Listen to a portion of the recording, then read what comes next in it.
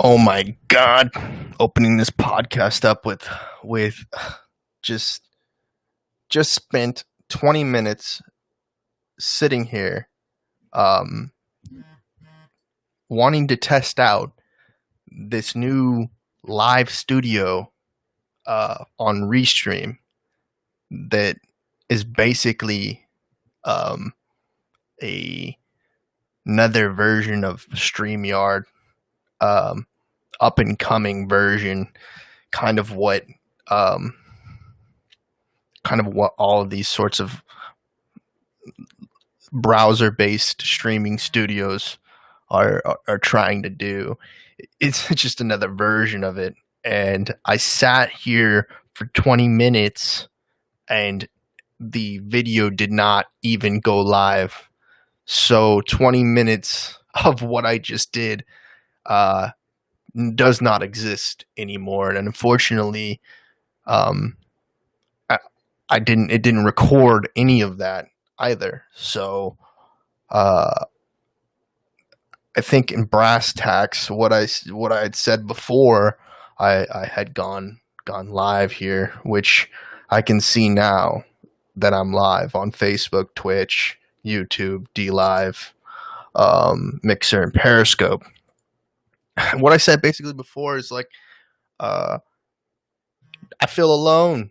Essentially, I've told my friends, acquaintances, I've told everyone how to. I've explained it in several different ways how we could get this thing going, and they don't seem interested. They don't want to invest in my idea. Maybe that's it. And I hate that. I hate that. I hate that. I hope it's not jealousy that's driving that emotion or what it is, because ultimately the excuses that they're making, the ones that I don't believe are barriers to their success, is massive. I think they've got it all wrong. They've got it all wrong, and they look at me like I've got it all wrong. Because we all kind of have these things that we deal with that we feel negative. We have got negative emotions and negative behaviors towards. And that's this reality. I think we got things to deal with. What's up, K9 Ultra on Mixer? Thank you for turning in. So I want to do this podcast. The podcast is objectives and goals. And maybe this is the messaging that people are looking for, is a direct message of stating what I believe I want to do, and I'm going to write it down as the as the stream of consciousness, as I put these thoughts on paper as well as on wax, about everything that I've been saying on guest appearances on podcasts, guest appearances on live streams, guest appearances in studio, all of these things that I've been doing, that I'm just at this point frustrated in platforms as well as content creators, as to like the amount of support documents that I've sent out saying, look, I'm an investor in these platforms by every single dollar that I've put into it, and the issues of reciprocation, of being poorly treated as a consumer, poorly treated as an investor, poorly treated in so many different ways as a contributor to the overall scene, the overall medium. And I'm listening to this podcast that Knives Monroe did. I cannot remember for the life of me who the guest was. My apologies on that. Let's see. I'm gonna try something out here. Thank you for tuning in. Alfie and Mystic on Twitch. I want to see what this does. Oh, it shows you play Minecraft. We need friends. I just threw that up there. I'm just checking things out. What do I do now? How do I stop this? How do I stop the showing? Maybe I'll just show this one. I put stream elements up on there because I can't seem to figure it. Oh, I found it now. Here it is. I think that I'm trying to figure out how I can manage and operate this business. Unfortunately, Alfie, I don't play Minecraft. I don't own the game, so that's not going to be for me. But I appreciate the invitation.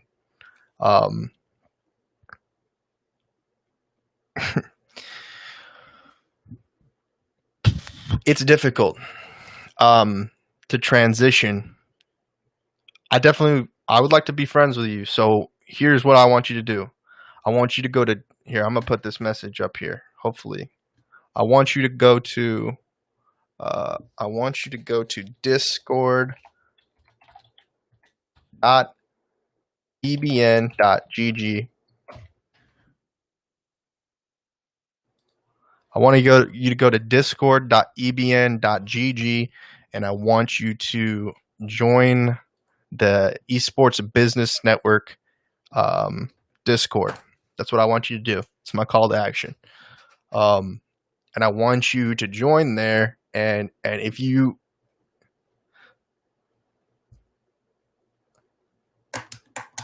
people are not allowed to have Discord, that's hilarious. Very strange. But I don't know what to tell you about that. If you're not allowed to have Discord, then that's what it is. And unfortunately, your mom is a probably a lovely woman, but I do not agree with her decision to restrict your access to information. So I know there's a lot to unpack right now, and the most important part here that we're talking about in this podcast is the fact that the tool set that I've been doing as I've collected the tools and I've put them into operation with my companies, with my individual projects, something like the Trent Knox Show that we're doing right here, which is on a podcast on anchor.fm if you want to check that out. Stiggy Man says, I can't see my keyboard. Just a heads up if I mistype. No worries. No worries about that. And Alfie says, basically he says he hates his mother. And he says he's 23 and still not allowed to have Discord. That's rough, man. I mean, it is what it is, especially if she's got some sort of thing that has you feeling like she has some sort of dominance over you. Don't let her have that dominance over you. You know, you're an alpha. You're Alfie, man. Be an alpha male. Alpha male in the house. Tell her who's the boss. Tell her that she doesn't need to go around exhibiting that type of behavior. She needs to grow up. Tell her that she needs to think a little bit more, have a little bit more conception of reality. Tell her, just explain it to her in a way that she realizes that it's not her place to make those decisions, and then that might go a good way. That might be the way to go. I expected that to come through, especially that message right there. Exactly. That's what I said. That's what I said. Oh yeah. Yeah. Anyway, Alfie, I don't know how to help you, especially in a situation where you feel that you feel contempt toward her, but then you're not willing to uh, to tell her what's what. I don't think domestic violence is the way to go. Alfie. Alfie says he's going to smack his mother with a PS4 controller potentially, but I don't think that's the way to go.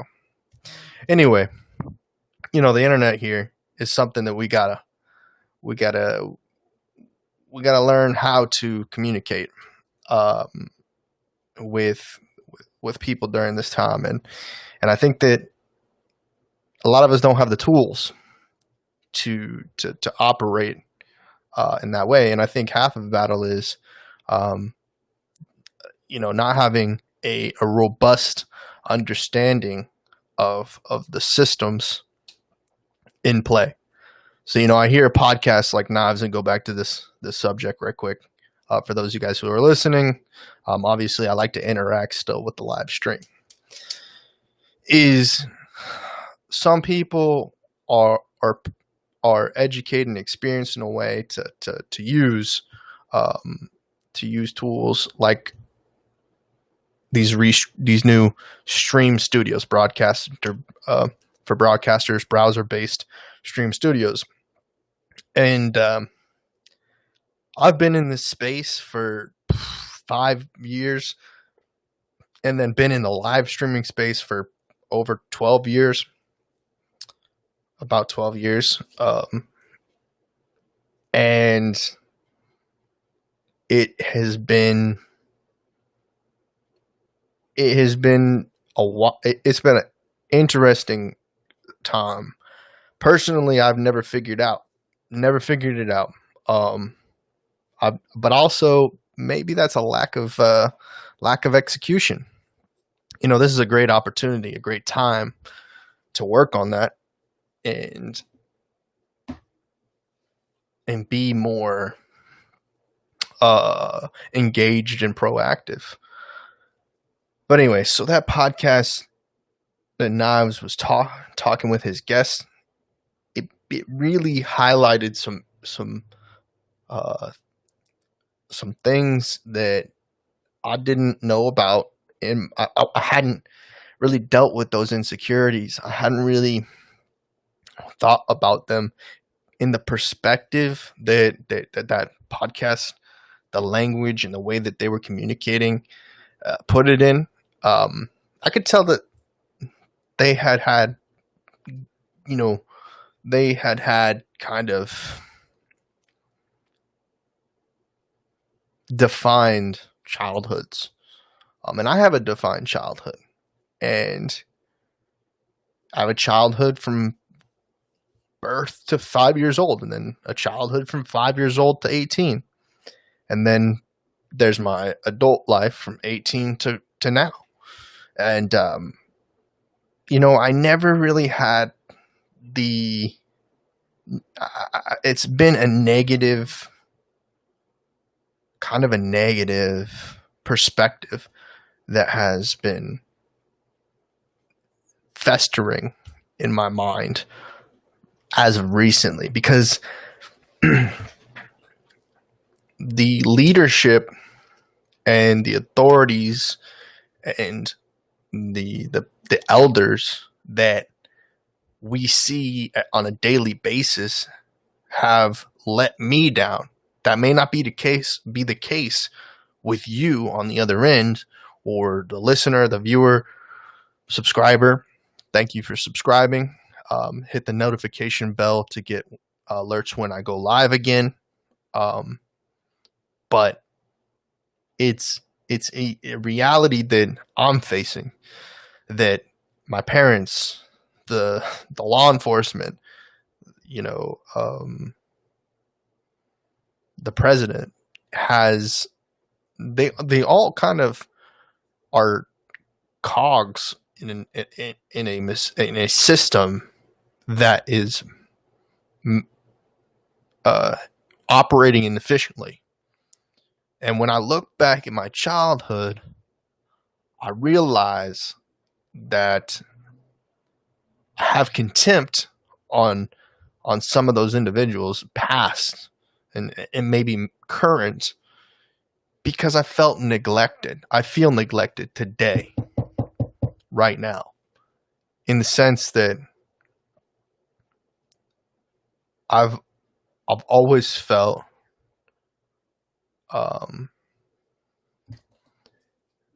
that resources in my life were finite, and I know that's not the case for other individuals. Individuals that have lived a lower socioeconomic lifestyle than mine, because resources can be love, can be money, can be food, can be access to shelter, can be a number of different things. But when you look at the mathematics or analytics or statistics on those categories, and you can look at it and say, oh, I've been neglected in the love category. I've been neglected in the financial category. I've been neglected in the emotional category.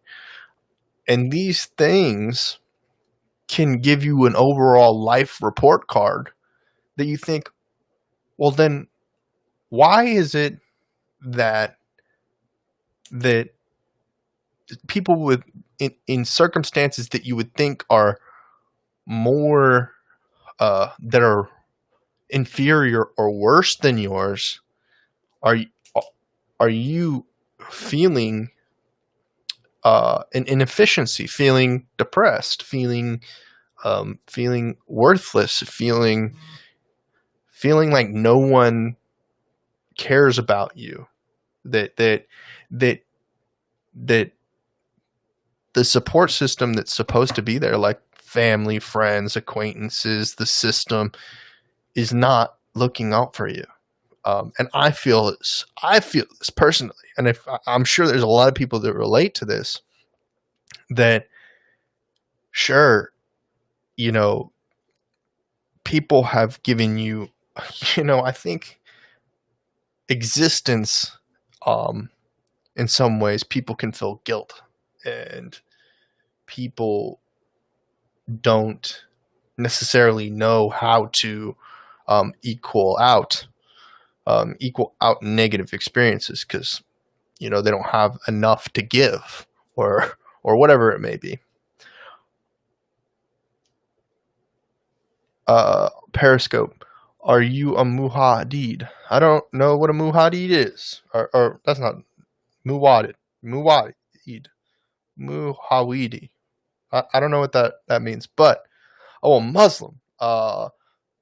No, I am not. I am not a Muslim. But are you a sister or a brother? I don't know. No, I'm not. But I appreciate Islam. I appreciate Christianity. I appreciate Buddhism. I appreciate Taoism. I appreciate all forms of repetition. I appreciate religion. Monotheist.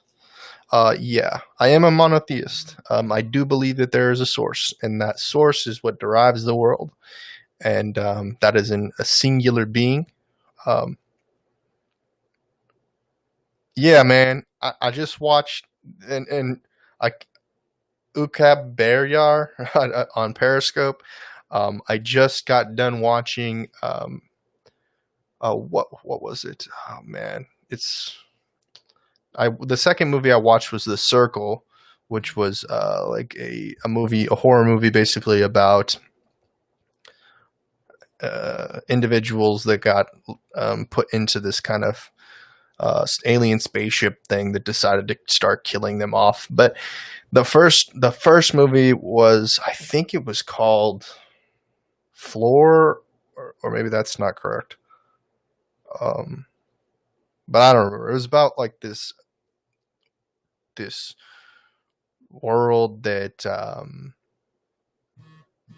that people are on each level of like a prison, and depending upon what level of in the world in this prison you were on, you would get fed, and then it was like this conveyor or elevator of food, and if you were on a lower level, you wouldn't get fed. Anyway, those two horror movies that I recently watched on Netflix. Netflix has those. I'd go check those out. But anyway, so a supernatural scary movie. Any supernatural scary movies that I would suggest? Um, Supernatural. I mean, I'd go back and watch the Strangers, man. The Strangers. I think that movie, um,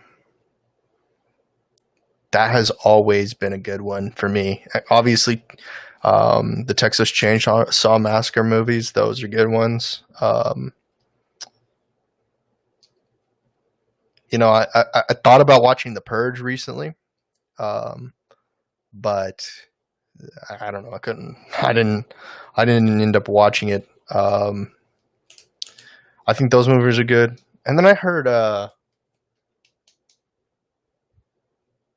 Who did I hear was talking about this? Somebody on somebody's other podcast was talking about watching Bright. Um,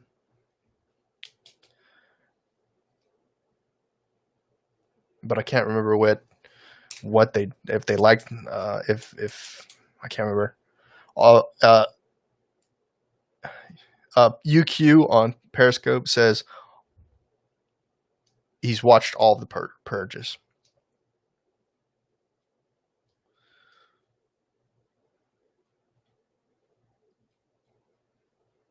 So yeah, I think that this is an interesting time where we're reflecting. I think there's a lot of reflection going on right now of our past and what we've experienced, our experiences, and who should or who could have. The question is who could have stepped up, who could have been responsible, who could have taken on accountability, who could um, have done a better job. Um, and it's never going to be the subordinate or the the child or the dependent, you know, and maybe the sponsor or the parent or the guardian may feel that don't they're not responsible for whatever reason, that they would, they get caught up in this mindset of, you know, the subordinate being the problem, that if the child, the subordinate, the the whatever employee didn't exist, then they wouldn't they wouldn't be responsible. It wouldn't be their fault that they underperformed or were inefficient. And so it's there. That's what's going on. And UQ says it's all Bush's fault for going to war in the Middle East, bro. Oh man. Um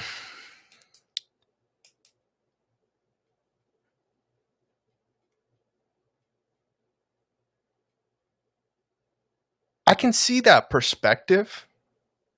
I can see the perspective um of people blaming an individual. Unfortunately, when we're talking about corporatism and looking deeper into real reasons, uh, it is a global issue of inefficiency. It is a problem with generational degradation. It is a problem that the world prior to today wasn't able to optimize their memory, um, storage, and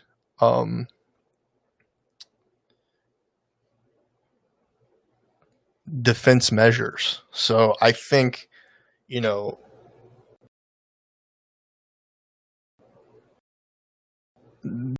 there's a sense of people lack of equality in the world. And while I see where the perspective of it being Bush's fault for going to war in the Middle East is the reality that if it wasn't Bush, it would be Putin, or if it wasn't Putin, it would be an internal war. If it wasn't for everyone continually looking and searching for an opportunity to earn and drive manufacturing, finance up, we wouldn't be in the place that we are today. It doesn't matter who the enemy or the aggressor is. It doesn't matter whether you're the good guy or the bad guy. At least in the current understanding of the world. And if you can listen to other more podcasts that have more exposure, and you'll realize that that it is the people with higher intellectual resources that are to blame at this point, because they've not provided those resources to they put those resources behind a payment wall, and therefore the individuals who are not fortunate enough to climb the social hierarchy of the world are unable to access that. And of course, if we're going to call it Bush's fault, we can go back to the day when the Library of Alexandria was burnt down, and the fact that all of that time, and we look back and look at that as, we just can't go back into history constantly and look at what went wrong and not look at the future, other than the fact that we need to realize that if those same issues are being exhibited in the now, they need to be addressed. As in, if your employer is not stepping up and looking for assistance and help in managing you or the operation, then there's a huge deficiency in that leadership, and they need to step down. That's truth. Maybe potentially that could be a conversation about anybody in a leadership role, whether that's Trump or the CEO of whatever. Yeah, I love that. I love what Marius Tudor says right now. He says they burn the Library of Alexandria to get rid of ancient knowledge. Too true. Just look at, when we think about the Sphinx in Egypt, that type of precision, that type of sculpting could have only been done with advanced tools and advanced knowledge. I hear this conversation about in the ether about magic or aliens or whatever, but I think it's more specific that during that time they might have been able to design a mechanism of a tool like a plasma cutter, and they were able to utilize that sort of technology to make those precision cuts. And this is the reality that we're dealing with right now, is that there are people in power that are negligent and neglecting to think about the future of humanity, and maybe they're trying to attain, they're trying to keep the small amount of power that they still have, so that they can sacrifice a large majority of us in their attempt to find another habitat or somewhere that they can live, while many of us will suffer along the way, whereas they could figure out a more efficient system for all of us to go.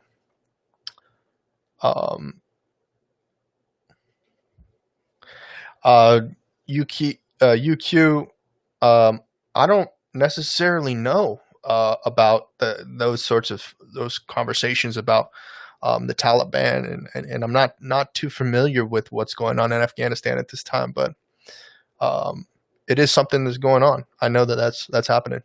Marius Tudor says 144 acres of land for the biggest pyramid. It is only half of a square, and that's thousands of years old. Thank you for speaking up, Trent. God bless you and your family. And I say the same thing for you, Marius. It's you know it's something that I feel is my duty to talk about sort of what kind of information I'm getting and trying to figure out how to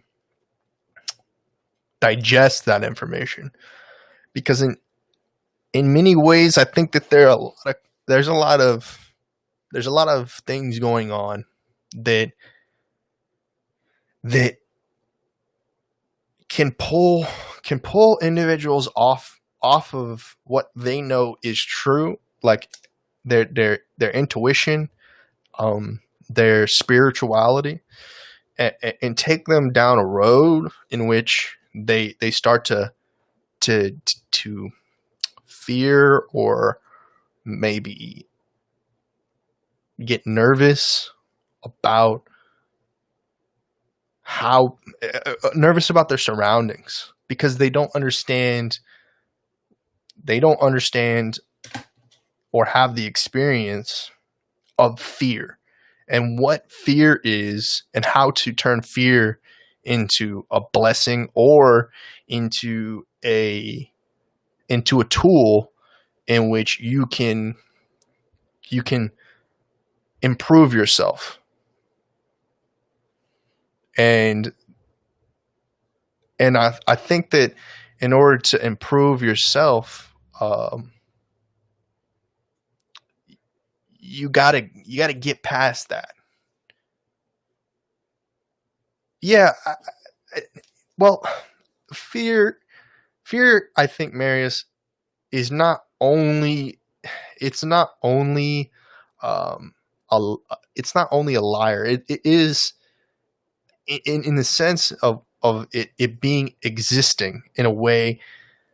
I think that the actual nature of fear, or the application of fear, when someone is fear mongering and trying to make a person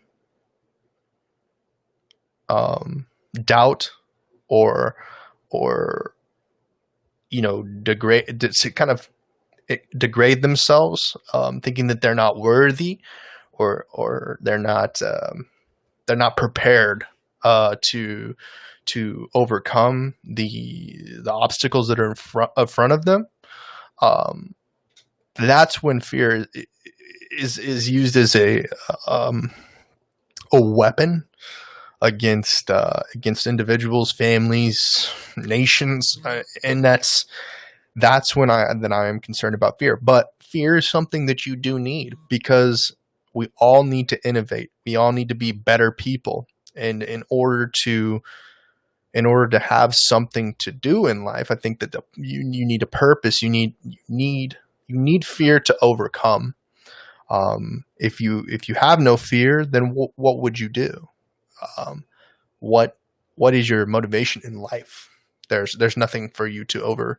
There's no obstacles, because there's nothing to do.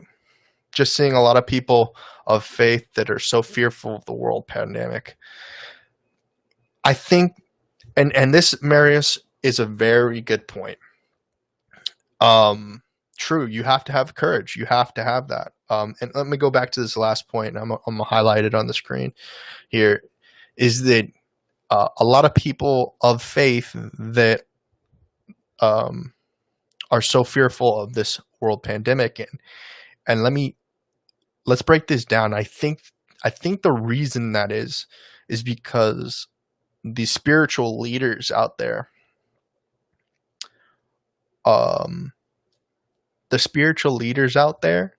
don't have the tools that will provide them the resources to go to get over the obstacle of that fear, because they don't have the courage themselves, because they have become stagnant or manipulated by a system that is specific to an older set of tools. They just can't get over. They can't innovate. They're unable to innovate. And I look, and I'm very saddened by this being the case with some of these Christian churches and even Muslim churches and Buddhists and a lot of different ritual places.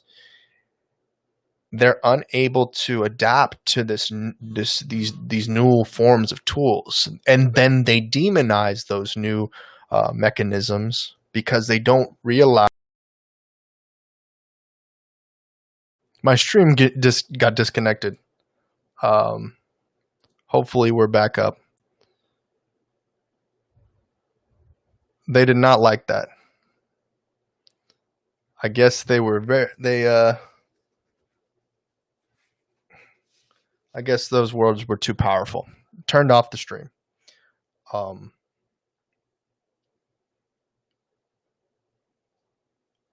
Good to know, Marius. Thank you. I don't know if it split the stream, but I hope that that's not the case.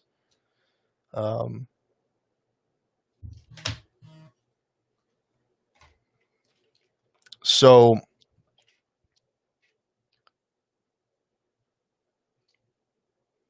I'm so on the same page as you, Marius, as far as this manipulated by fear conversation, and I knew it was going to happen. I knew it was going to get split, but no worries. We'll just have to work with what we got here.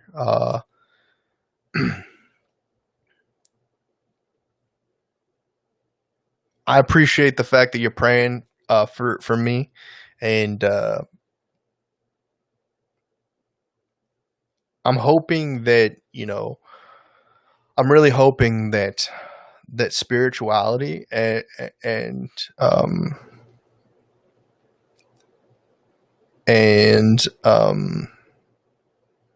community bring together people in this time, and they're able to overcome this fear we're talking about.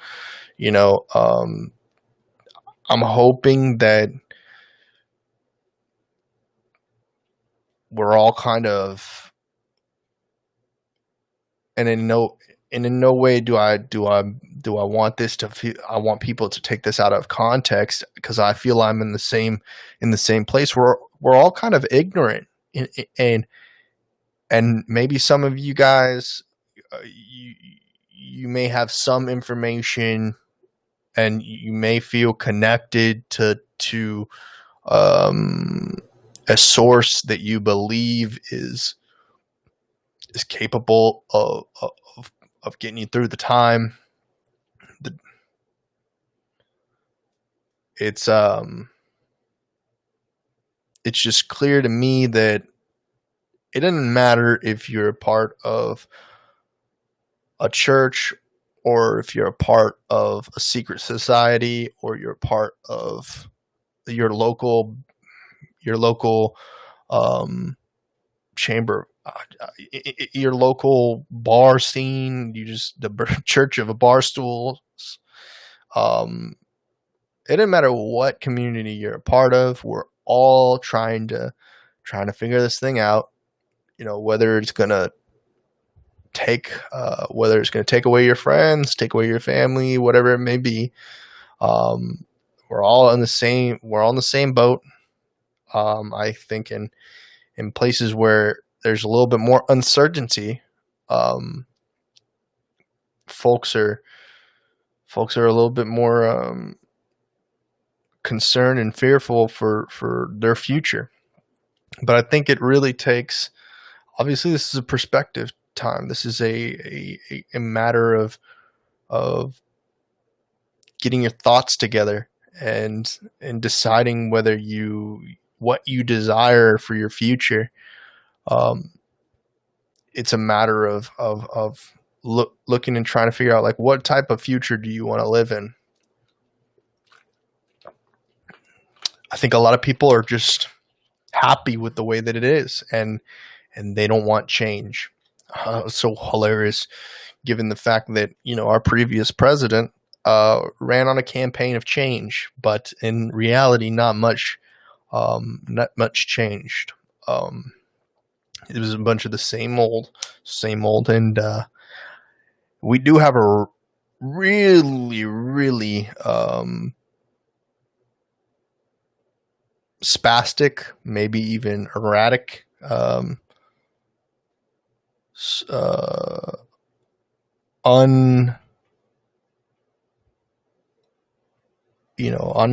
just a man, a wild man as a president now in Trump, as they say.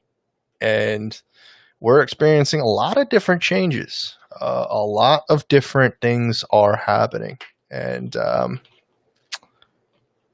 it's a lot of fun, to say the least, but it's also a matter of figuring out what folks are looking to do. Yeah, I mean, I agree with what you're saying. In regard, it changed the way people. You should trust other people. This particularly is one of those experiences, because I've always kind of had skepticism. I'm a huge skeptic. After the experiences that I've been in, I never just accept people for their word off the bat. I mean, they're really charismatic people, obviously. And I noticed just a minute ago that I was kind of adopting some of the mannerisms of, having watched Vice President Mike Pence, talk. And I know that he kind of uses body language to get his message across, and sometimes get people to agree with him when in times in which maybe he shouldn't be agreed with. And give me a moment. I have some business to attend to. I'll be right back.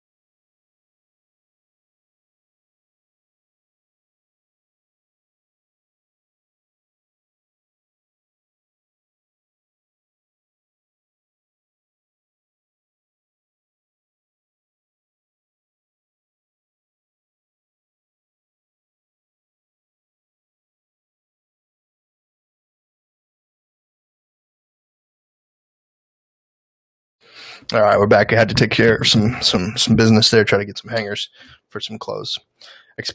Accept for people knee high, and expect from God over the head. You know what? That's hilarious in some ways. I don't think you meant to make that. I don't think you meant to make that a joke, but it's just terrible to think that people right now are more likely to kneecap you than work toward being a support system in that way. But I don't know. We'll see. Maximum Cool says, what is your goal?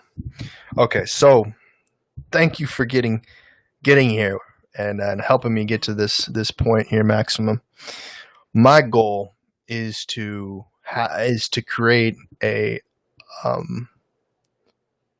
safe place for people to communicate their experience and their opinions, and accept that people are going to help them work through those ideas, and support them. Support systems, man. I think that the what I consider safe is a system in which it's open source, that people are able to state their opinions and talk about some of the things that may be controversial. Obviously, we know some of the extreme circumstances that they're kind of a little bit too far out there. Obviously, we got to look at the science, and we got to think about some of the psychological consequences, and there has to be some pushback for people to provide some sort of works cited or bibliography, just validation in some sort of professional manner. That being said, there is time for entertainment. There is time for fiction. There's time for people to entertain. And I think that's important as well. But obviously, we need to be very considerate in that sense. In that we need to keep our eyes open and our minds, our eyes and our ears, our minds, our mouths, the core, the core experience that we have, our receptors, our core receptors need to be open for different mindsets, and kind of hearing different perspectives, not being too constricting on our perspectives, and remembering that closed mouths don't get fed. I think that's important, very important. Probably the most important is that during this time, it is complex to benefit right now. It's very difficult to stay on track, whether that's diet, nutrition, education, so many different ways. Maximum Cool says, what do you want the world to be like? Because it seems you may have an idea. Oh man, what do I want the world to be like? Well, after listening to some of some really intelligent people, I think it's important that we think about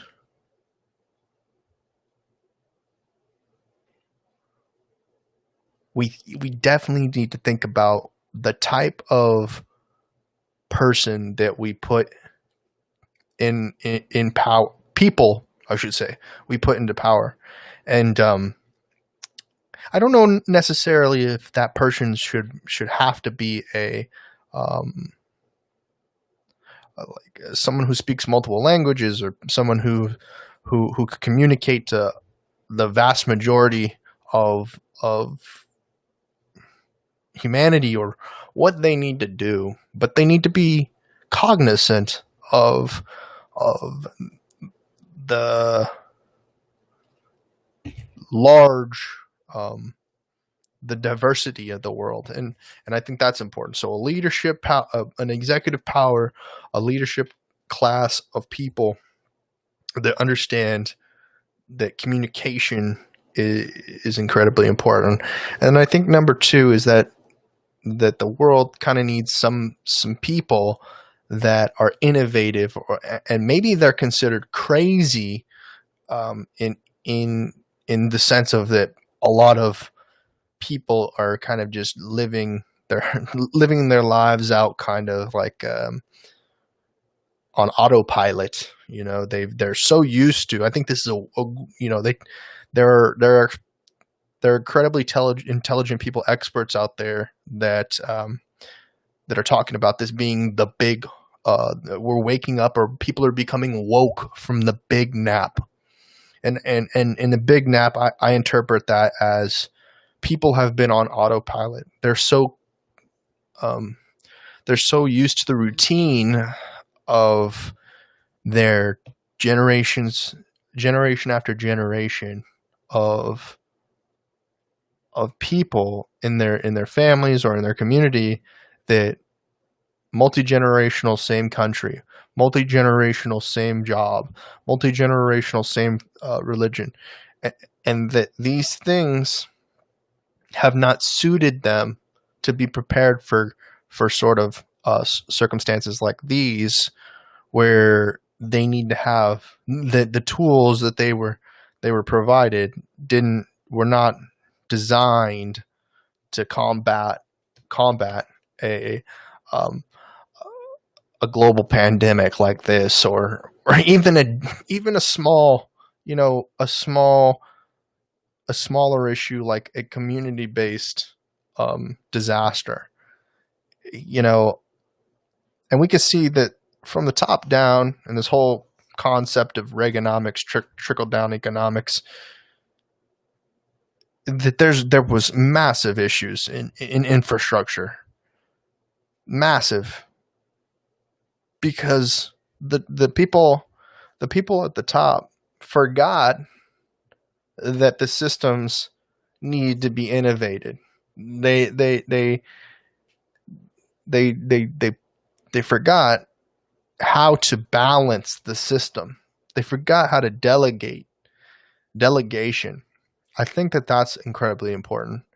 I think that someone needs to study the analytics and make sure that there's a median between which we can between which something becomes too deficient in its operation, and something that's over, so maybe that we're spending too much resources in a category, in innovation, and maybe that could be so long as we're in a happy median, then we might perform better. But it is kind of not where I'm currently at in my human experience. So I can only kind of think about it and ponder about how it would be to be in that position in operation, an operational place in which you're the leader of a nation, or you're the leader of a large format community, and what should be done to balance out the systems. But like I said, I think delegation and people who understand that we can't have economic crashes. If some of our goals are to sustain life on this planet or on other planets, if we choose to leave this planet. And so I'll go to the next question. Maximum Cool says, do you think a lot of this is because of the normalization of degeneracy? Wow. That's a good question. Really good question. And the reason why I say that is because I was I want to reference Nas Monroe's podcast again. and him talking about the fact that, what got him into filmmaking, or I mean, not particularly him, but his guest and him as well in ways, was the making these backyard wrestling videos, and kind of like the Jackass style home videos. And I think that, if we're talking about society, and we're relating it to like the idiocracy, that, style movie, where we have a kind of we've got a caricature of a president in Donald Trump. However, that's how the media is portraying him, because they can kind of adjust perspective, and he can adjust perspective as well to kind of get his message off clearer, if he's able to. Maybe he's not able to. Maybe his team or his operational standpoint is not able to, to process that information. They've got bigger things to worry about.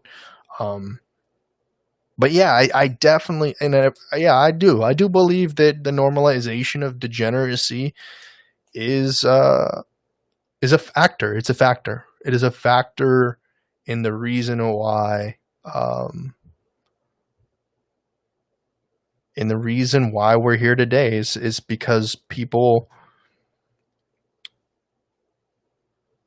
are willing to sacrifice the well-being of themselves, as well as the people that surround them, due to many reasons. And it could be, it could be just the fact that type of behavior is rewarded. That type of behavior is rewarded nowadays.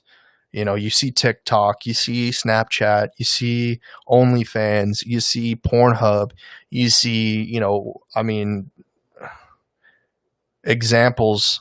There's so many examples, of how YouTube, to even a degree, is like, they've pretty much gone all the way to social justice warriors being the all the time. That's all the trends.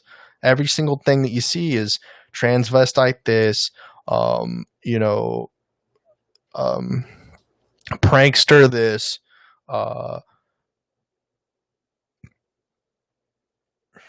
gluttony this. The top trending on YouTube is essentially a top ranking videos for the 7 deadliest sins.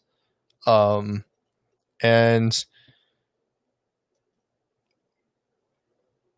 I don't know. I don't know what can be done to kind of balance out the media. But the type of media that people, I don't think people want that much. I think that there's a lot of people who just want to know what is real. They want to know how to make it in this world. And they try that degenerate route, and it doesn't serve them. And that's the unfortunate part, is that they try to go down the degenerate route, whether that's, sex, being a sex worker, or being a drug dealer, or being something like that mukbang stuff. I don't know what to be specific about, but those things that, there's just not that much space for everyone to benefit in our current society, that off of those sorts of behaviors. Maximus replied, says, it is rewarded, but it seems scarce, or it seems to scare these people and make them non-trustworthy and addicted to what they get themselves into, basically, he says. Yeah, I think that, it's so interesting when you look back at, um, some of your, were younger, what people morals, what were their values, when they were younger? How did they navigate the world? And then you look at them when they become adults, and it seems to contradict the the values that they had. And you know what? I'm gonna put this on wax. Is that, I say that, and I can anticipate the pushback on that, being like, "Oh, well, you used to behave like this. Oh, well, you used to do things like this. You've changed. You changed. Now you do.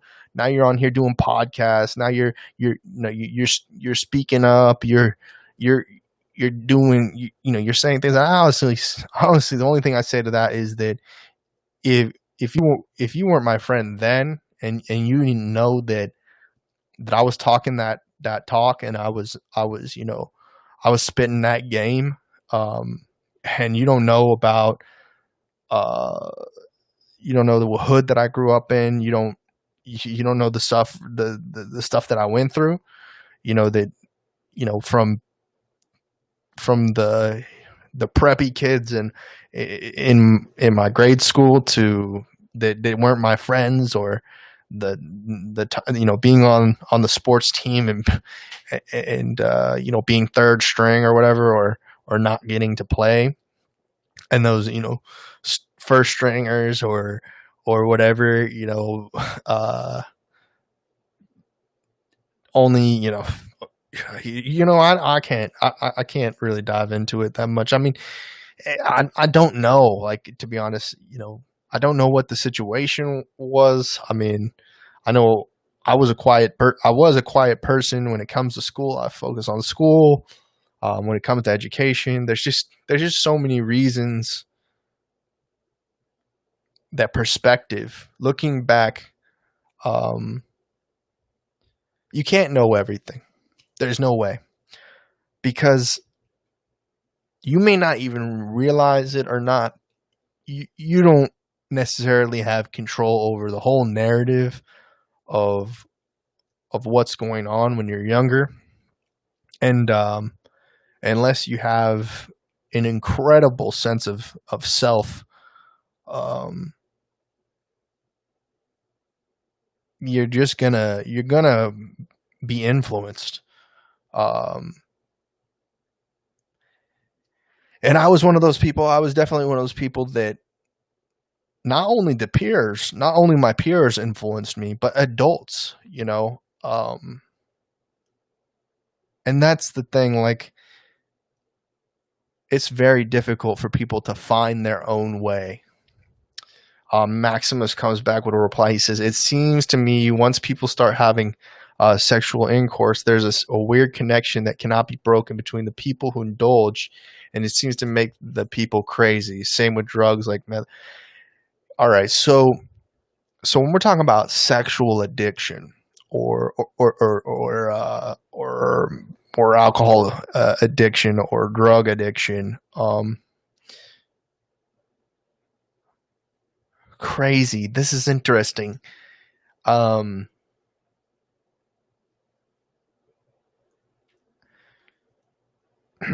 I don't necessarily think it is the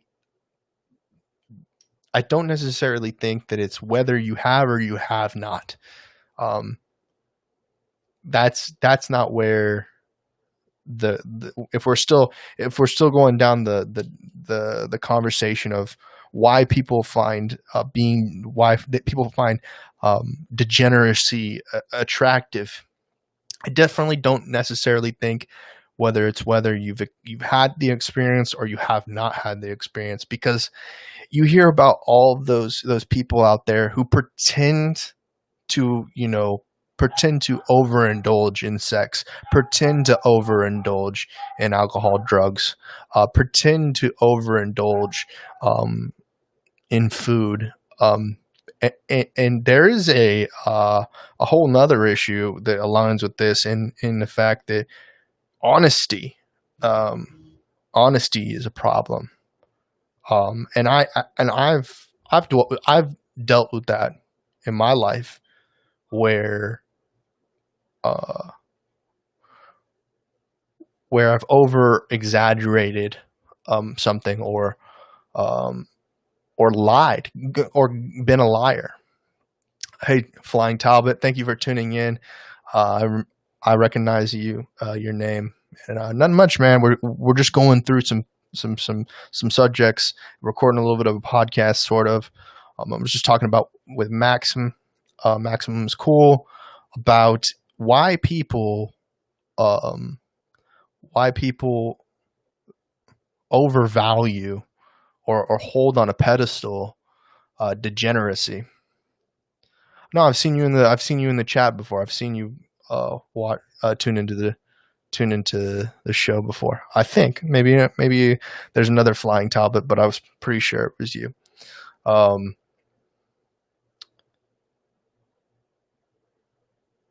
welcome. I welcome to the show. Anyway, so we're trying to kind of get through this concept of what things. How do people get addictions, and then what exacerbates those addictions. I think that's kind of what we're trying to get through, and why people get scared. Why people are scared of getting over that. So, like, degeneracy in the manner of like why does someone like a Lil Peep die over drug overdose? Why do we hold these kind of people in why do we idolize kind of these people that overindulge, that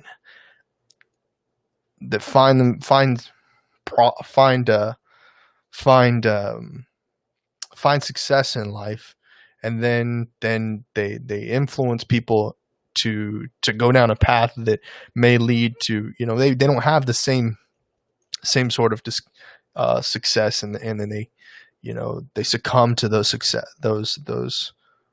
the things that make one person successful don't necessarily make the other person successful. So Flying Taba says depression and doing things we shouldn't is relatable. It feels good in general. Yeah, I mean, yeah, that is true. That is true. That's true. I think we're all kind of suffering. But the trouble is when people are when an individual uses that emotion or that behavior illegitimately, or they use it as they're not really dealing with the issue to truth. They live they live a life of basically, I think that they call this in wrestling kayfabing, is pretending like that's their real lifestyle, but in reality they're much more balanced, much more much less influenced by that type of behavior. Maximus Cool says, I think it's a lack of supervision been being raised by TV, internet, etc. This is an argument I hear all the time. I think, and it is true to some regard, obviously. If left to our own devices, I think people will try to mirror or mimic the behaviors of a reality that is not based in practicality.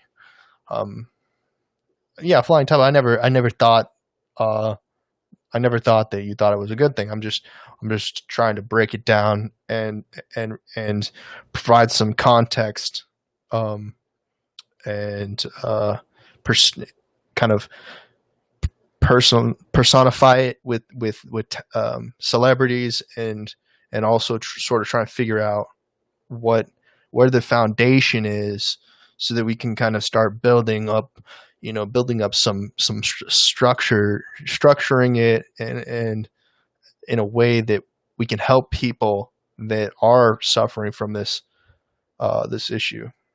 This is a podcast, and we're just going about these things, and people are going to listen to this podcast, and they're going to hopefully the goal of it is to reflect on some of the things that they've felt that they need to overcome. And yes, thank you. I haven't done a plug for the podcast in a while, but it is anchor.fm/Trent Knox. That's where this podcast will go. This is a solo episode, and tomorrow around 2 p.m. we're going to be back live again for a podcast with with Alex Strenger. He ran for mayor in the city of Austin, Texas, and we're trying to, and we'll have him on tomorrow to talk about some of the stuff that's going on in the world. And as I, speaking of Knives Monroe, earlier in this podcast, I was talking about his podcast that he had recently. I forget the name of the guest, but just talking about how I digested that podcast. I was listening to the podcast now, so I can be specific about it. As I was listening to the podcast while I was doing yard work, mowing the lawn, weed eating, and it fucked me up, man. It really did. It really fucked me up, and I know there were just so many things in the podcast that gave me like really negative thoughts in my head. And I've been going through this. You and I have had personal conversations about it. And it made me think about how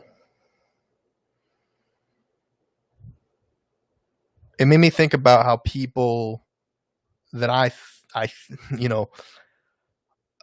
consider family, friends,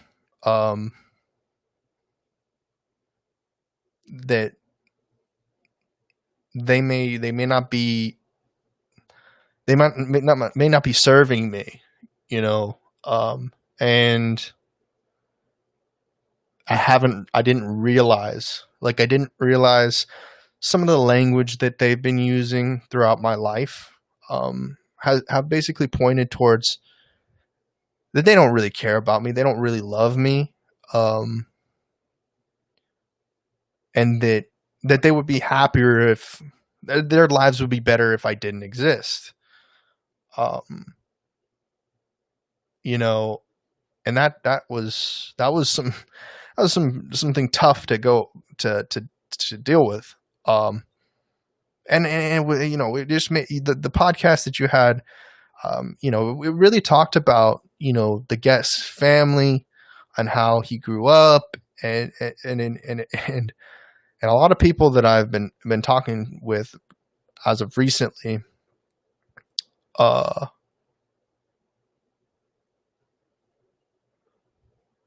think I'm being specific when I'm talking about my family, my parents specifically.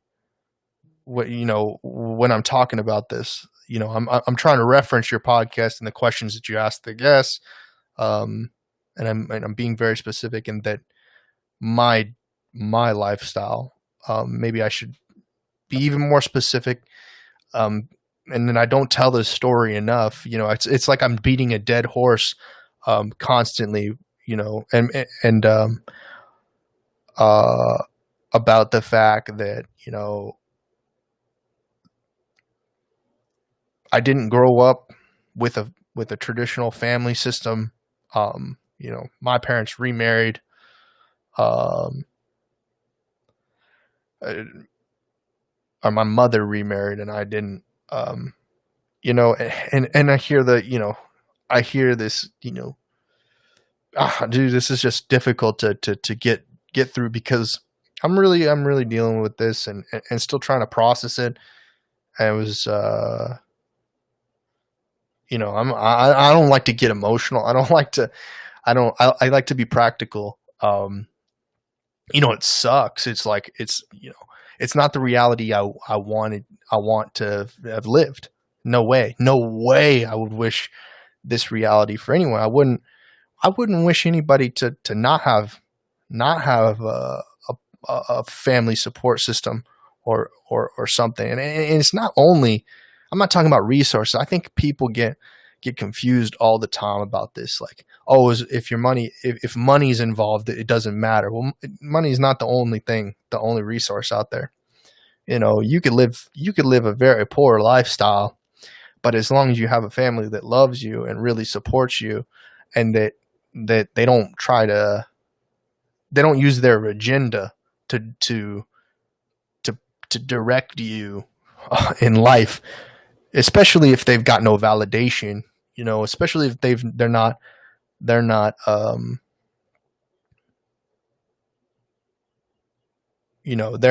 in any way more important than you are, or if they haven't figured it out for themselves.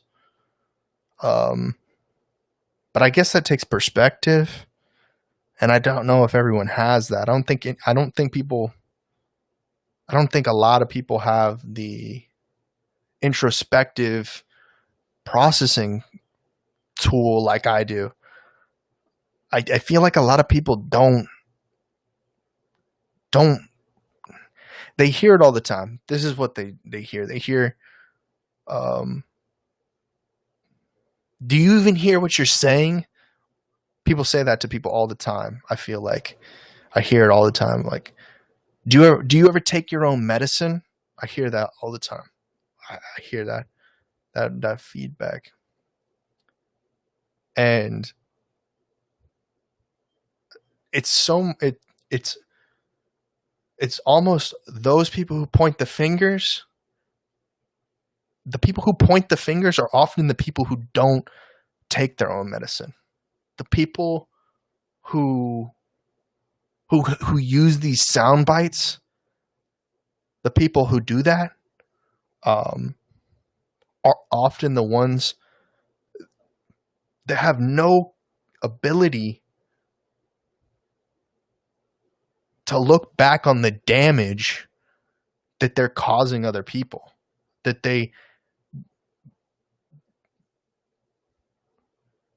have no bone in their body to feel remorseful.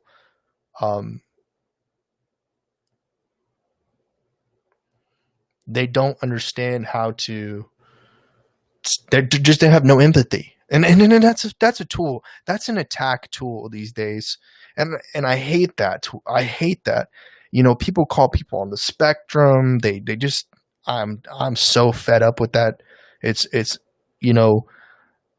saying that someone is on the autistic spectrum and saying that they lack empathy or blah blah blah, and it's all bullshit. It's just people who are superficial, so superficial, looking to be disrespectful to other people. It's an attack. Anyway, I just went off on a tangent there. Let me get back to what you guys are talking about.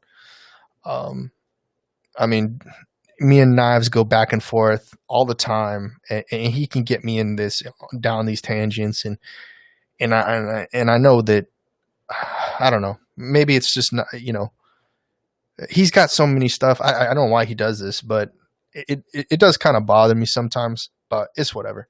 Yeah, I have yet to find a family that has a lot of self-control to offer what you're talking about, I guess. It gives me and maybe others an incentive to go ahead with my own path.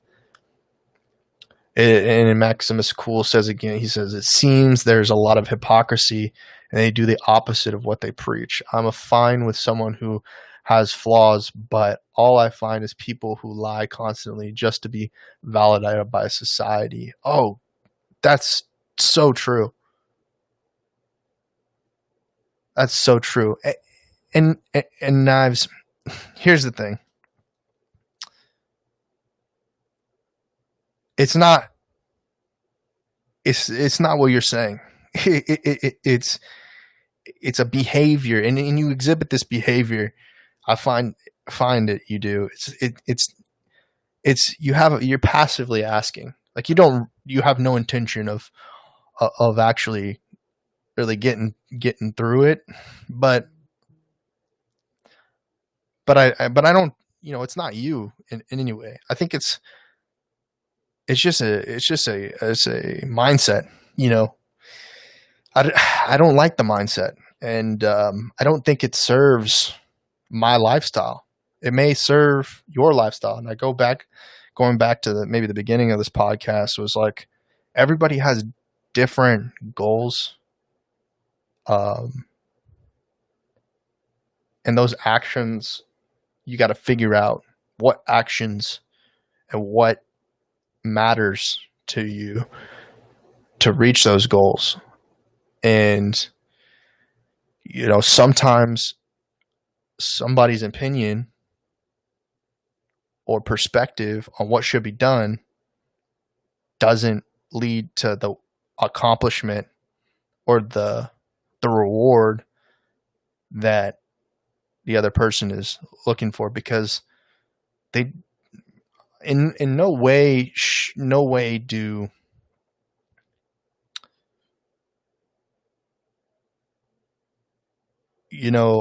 I don't know the truth. I don't know how true this is. I'm going to say it, and then we have to unpack it. I don't envy you, Knives. But I can see where that would come from. I don't envy other videographers in the space. And I think that was in the podcast that you guys were talking. It was this style of content creator, and this there's this style of content creator out there that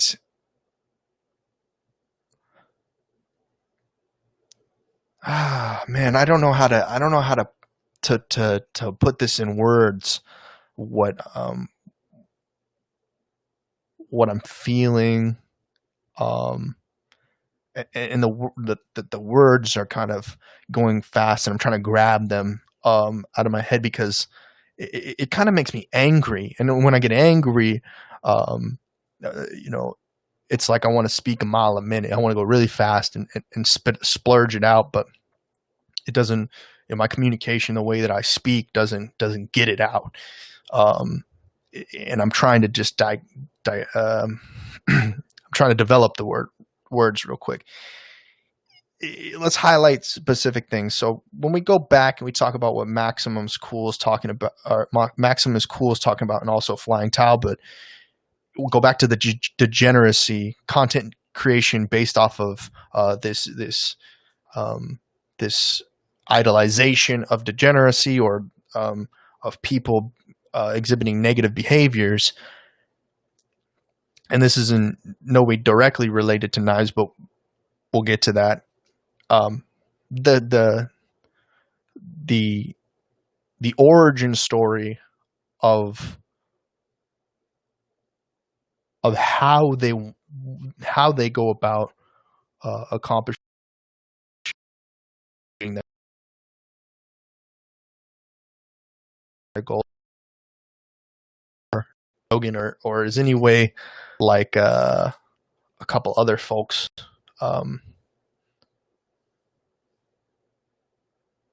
Paka Samako. I didn't know you had been following me for so long. But thank you for the follow. I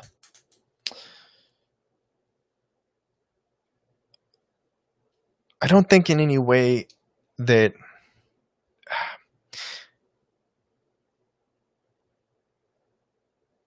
it's a long follow. Let's go back into this. I'm getting distracted with what's going on, but I appreciate for everyone who's tuning in. I think that there's a belief system of a way that something that there's a belief system of people who want to do it a certain type of way, that believe art is justified in being done through sacrifice or through deficiency. And then there's the alternative where there's so many different ways to say that basically no matter the way you do it, no matter the way you live, the way that you accomplish things. Yeah, man. I think that there. Oh, my stream just effed again. And so this is going to be the third portion of the podcast, and maybe the last of it. I don't know if you guys are still here or not. I can't see, but Maximus Cool said the last thing he said was not to be negative, but it seems like you could compare it to selling your soul. So that's something that in the entertainment world, people talk about all the time. You know, people don't talk about that all that much in like the general workforce. You know, people don't consider,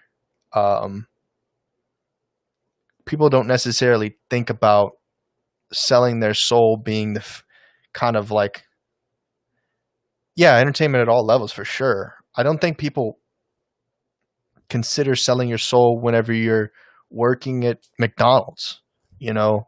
And I think selling your soul at the end of the day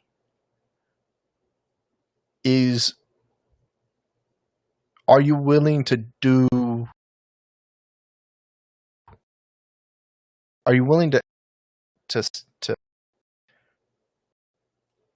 be in ways that you don't believe are appropriate just for money? Are you going to do things that you don't think are right for money? And I don't think that's black and white. I definitely don't think that's black and white. I think there's color to that. I think there's, you know, I think people need to figure that out for themselves over time.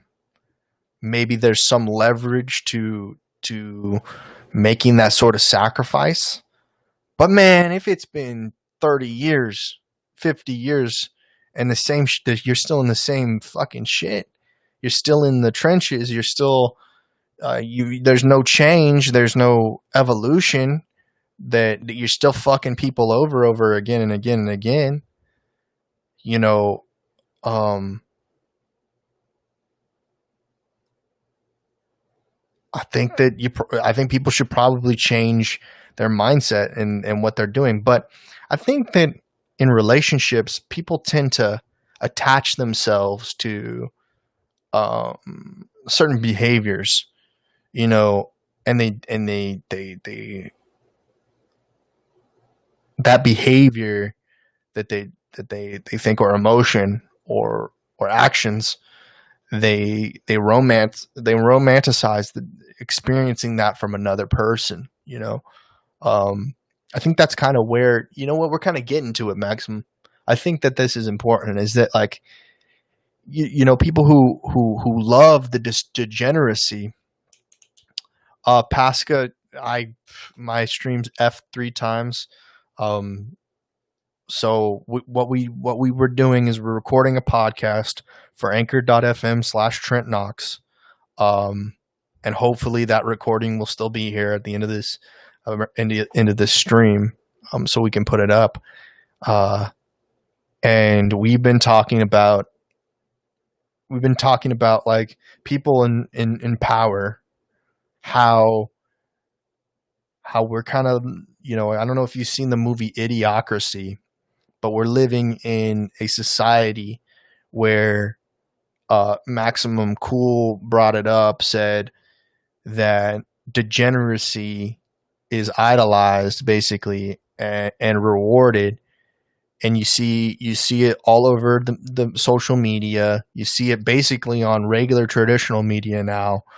You see it on TV. You see everywhere you look that has a screen. Unless you're in like a small community like this, you don't get you don't get the kind of even keeled thought, people who think things through, that they don't there's just so many different things. Like I guess people who overindulge, people who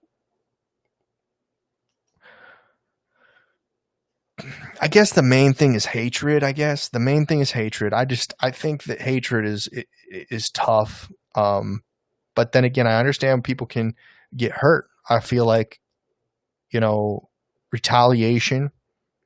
Clearly, if you feel like you've been wronged, if you feel like, and I think people are quick to not have a conversation, or it may be because the other end of the party that you're calling out for the conversation, they may not be receptive to being told that they hurt your feelings, or that they weren't honest with you, and they weren't being, that they're not serving you. So Maximum Cool goes back and says, I think they may be so distracted and it never comes to mind, and they just go with it even if their instinct says otherwise. I mean, so like from the individual standpoint, I mean, I'm looking at this two different ways. From like, as a consumer of content, you might start mimicking or mirroring the behavior of one of those content creators that does exhibit the behavior of degeneracy, or just bad behavior, or maybe ignorant, or just being ignorant, and maybe that behavior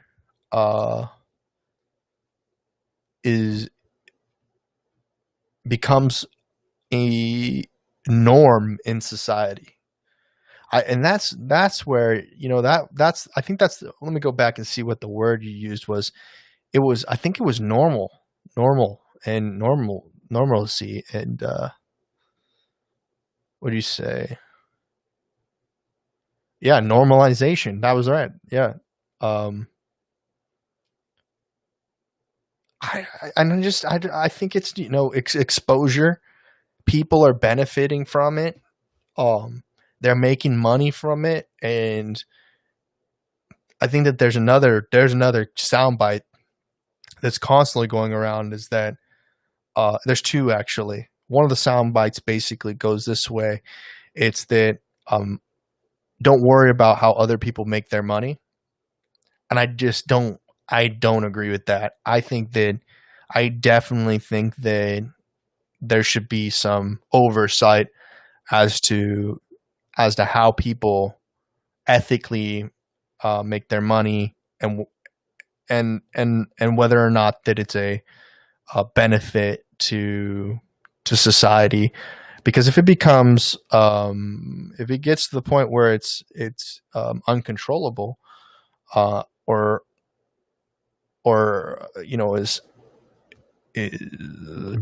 is negative, then or is harming people, is harmful, then it should definitely be addressed and concerned. And then the second thing I think that people say is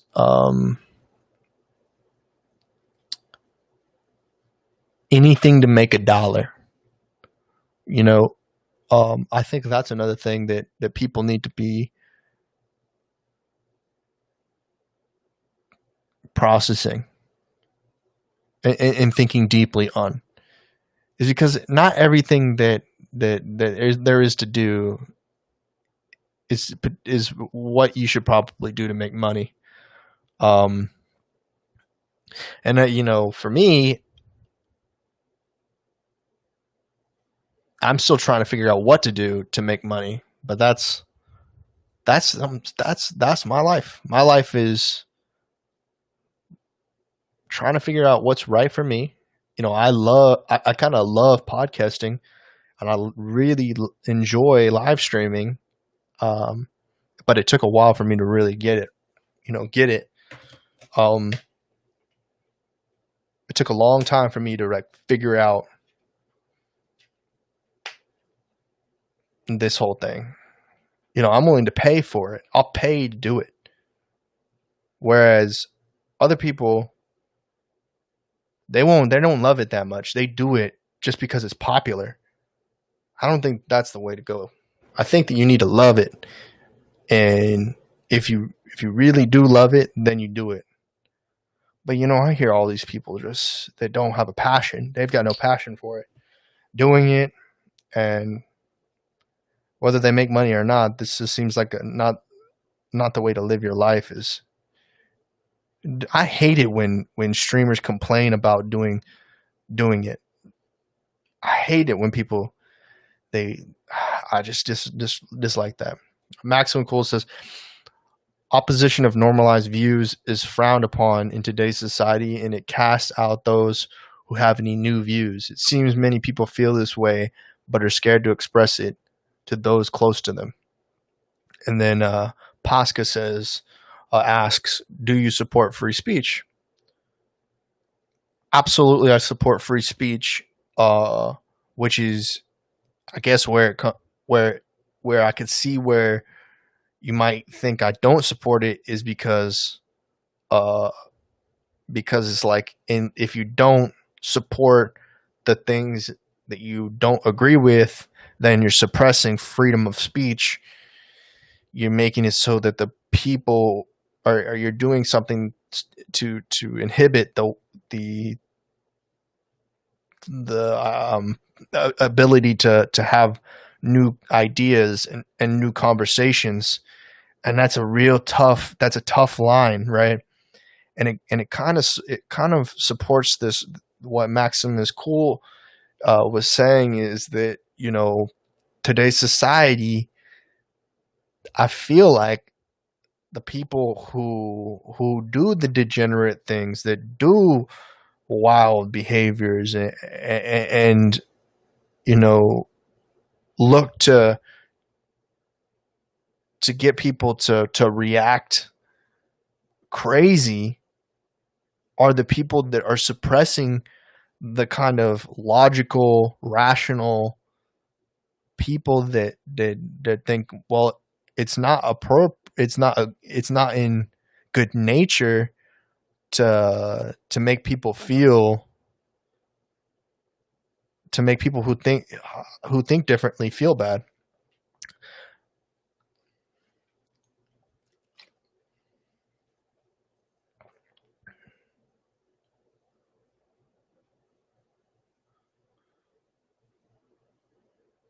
Yeah. Maximus Cool says, I support it, but expect retaliation of your views. I think it's not necessarily retaliation, but retaliation could happen, which is like some sort of actions, which would be really bad. I don't think that that's a good thing. But people are going to have opposition, and they're going to scrutinize you. They're gonna. But the thing is like for some people will just troll, and they don't really want to have the conversation about how the actions or the the words that they're using are harmful to the other party. They don't want to they don't want to talk about they don't want to talk about that. They just want to go around, saying these sound bites that a certain demographic will be like, yeah, yeah, yeah, I feel that way. Yeah, yeah, yeah. And they just want to hear people yes man about everything that they say. And they don't necessarily believe that perspective. Like, for instance, you see these people who buy like crazy Lamborghinis, cars, gold jewelry, and they say that's gaudy, right? And they say, "Oh, well, you don't have to do that to be successful." Well, who are you to say? And I'm not. Who am I to say that you don't have to do that to be successful, or that doesn't display success? I feel like in some ways it almost is racist. Like because I see these like memes of like a guy with like a gold chain, fashionable clothing, what people would say acting cool is, and then it'll say acts like they're rich, and then it'll like have another image of like a guy in New Balances with jeans on, a white guy, of course, with a belt and a polo, and they'll be like, "Oh, really rich," and it'll be like $1 million in the bank, $1 billion in the bank, and it's like, who that they're targeting that to those type of people who are not successful themselves, but they want to have an enemy. They want to be like,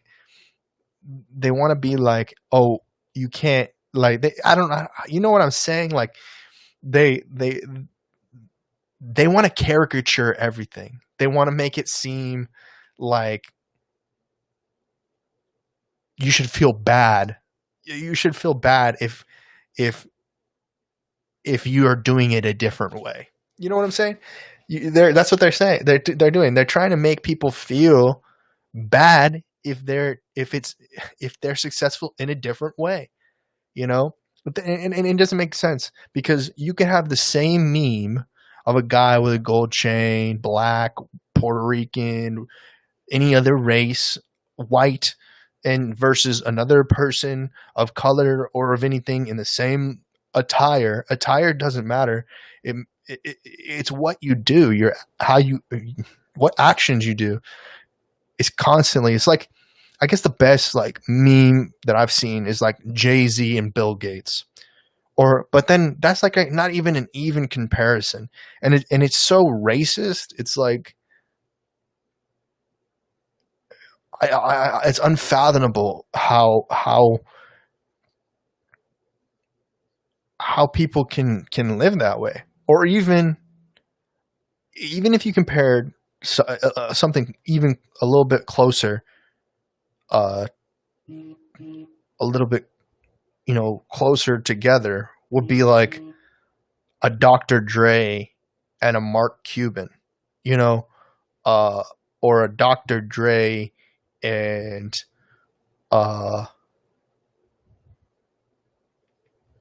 and they're gonna say they're just gonna be racist and prejudice, and they're gonna be like, "Oh, well, he did blah blah blah," and some people spend money to make money, and some people get lucky. They're not really talented. They're not LeBron James, and they're not you know, uh, Tom Brady. They're not. They're not Mark Zuckerberg. They don't. Well, I mean, some of what I'm saying is just, a matter of like people will say. I think people, if they listen to this podcast and they have a counter perspective, will say, well, but those people came from money, or those people had an advantage in life, and I can't stand that shit. I cannot stand that shit. It's just people will look for any sort of angle to be like, to try and to bring it back to why someone shouldn't try to be successful, why someone shouldn't, they should just stay in their lane. People don't just get to stay in their lane. That's the thing. Like, you can't just do, okay. Insanity is doing the same thing over and over and over again, expecting new results. And that's how I feel people are. They're just insane. They're just insane.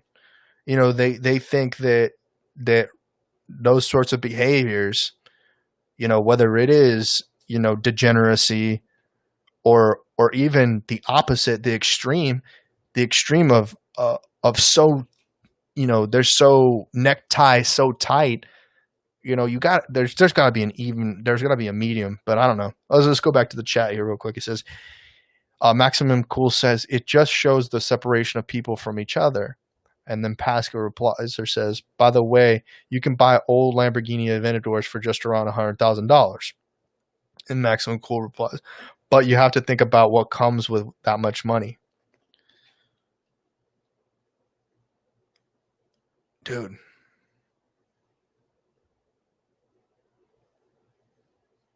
Oh, it's so frustrating because it's people without money. Like, it's people without money, and I don't know about y'all's situation, but like myself, I don't have a lot of money, that say that people without money say,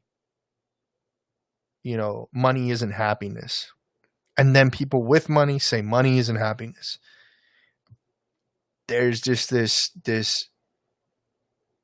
other conversation, though, to be had about how money is a tool to be able to have experiences. And I think there are a lot of people out there who come from money that get to start off on second base. And a lot of us have to hit home runs to even get close to money. That's the thing. This is Maximus Cool says, your life would be hell if you were a millionaire. I mean, my life is hell now. Not much would change. Maximum Cool says, also, it's about how much privacy you have when you have a lot of money. For sure. For sure.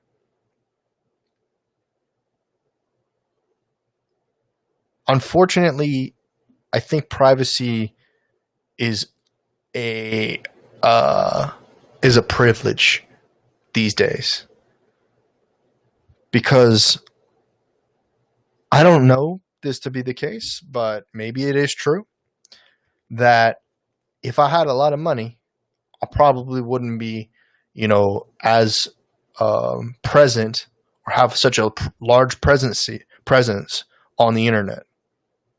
I probably wouldn't be exposing myself all the time for the positive and negatives, for the ups and downs of my emotions.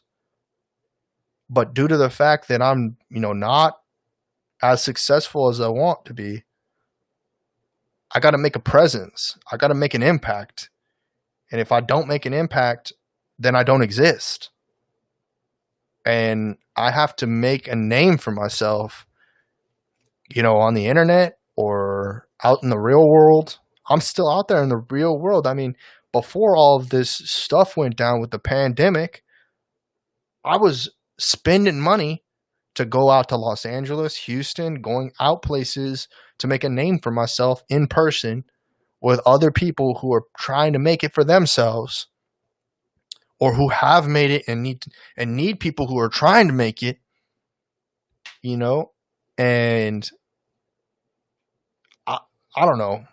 I think that the goals that I have with my life, whether it be the fact that I want to make these podcasts or I want to have a a roundtable podcast show where people join onto the podcast and we have conversations like this.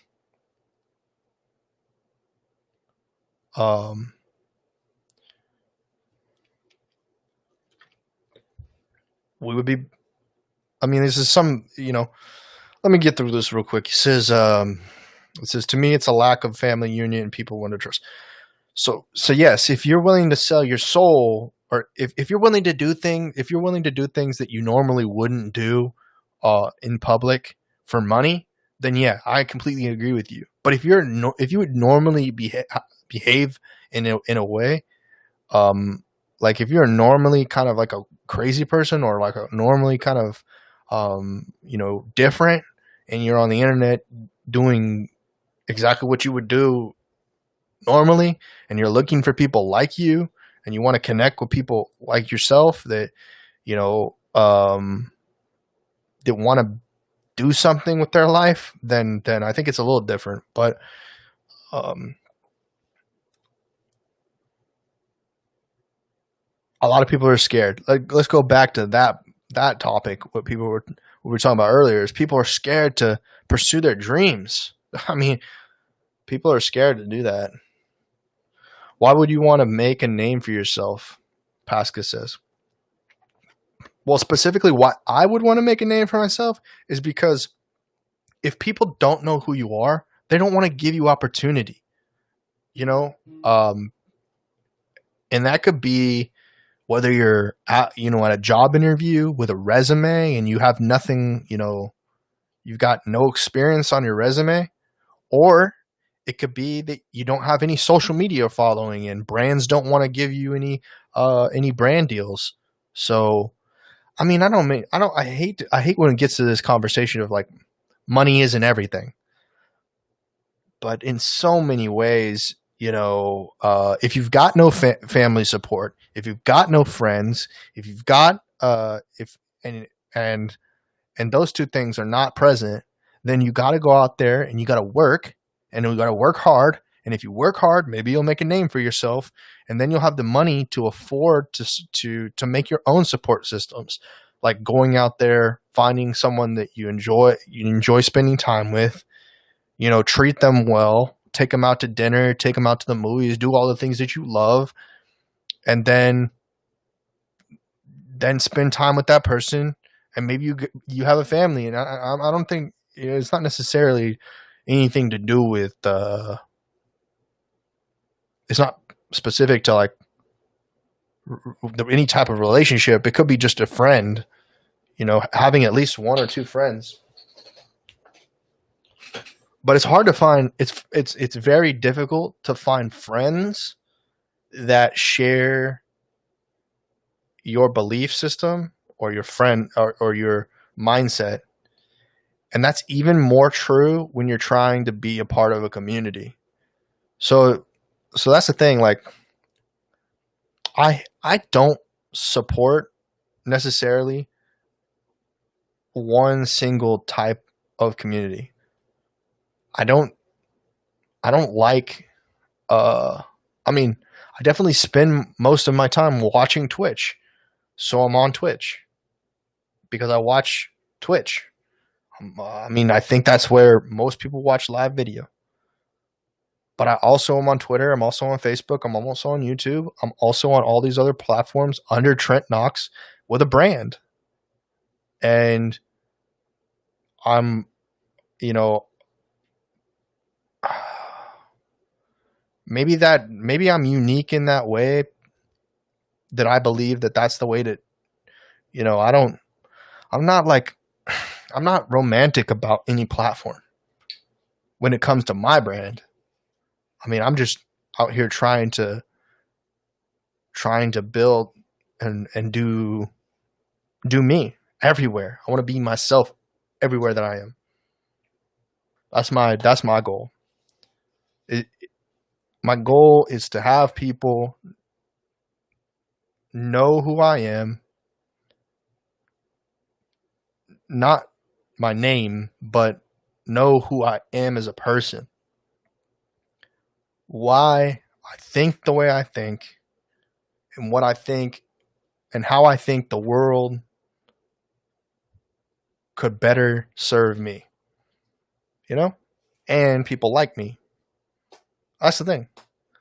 That's what I'm trying to do. That's what I'm trying to do.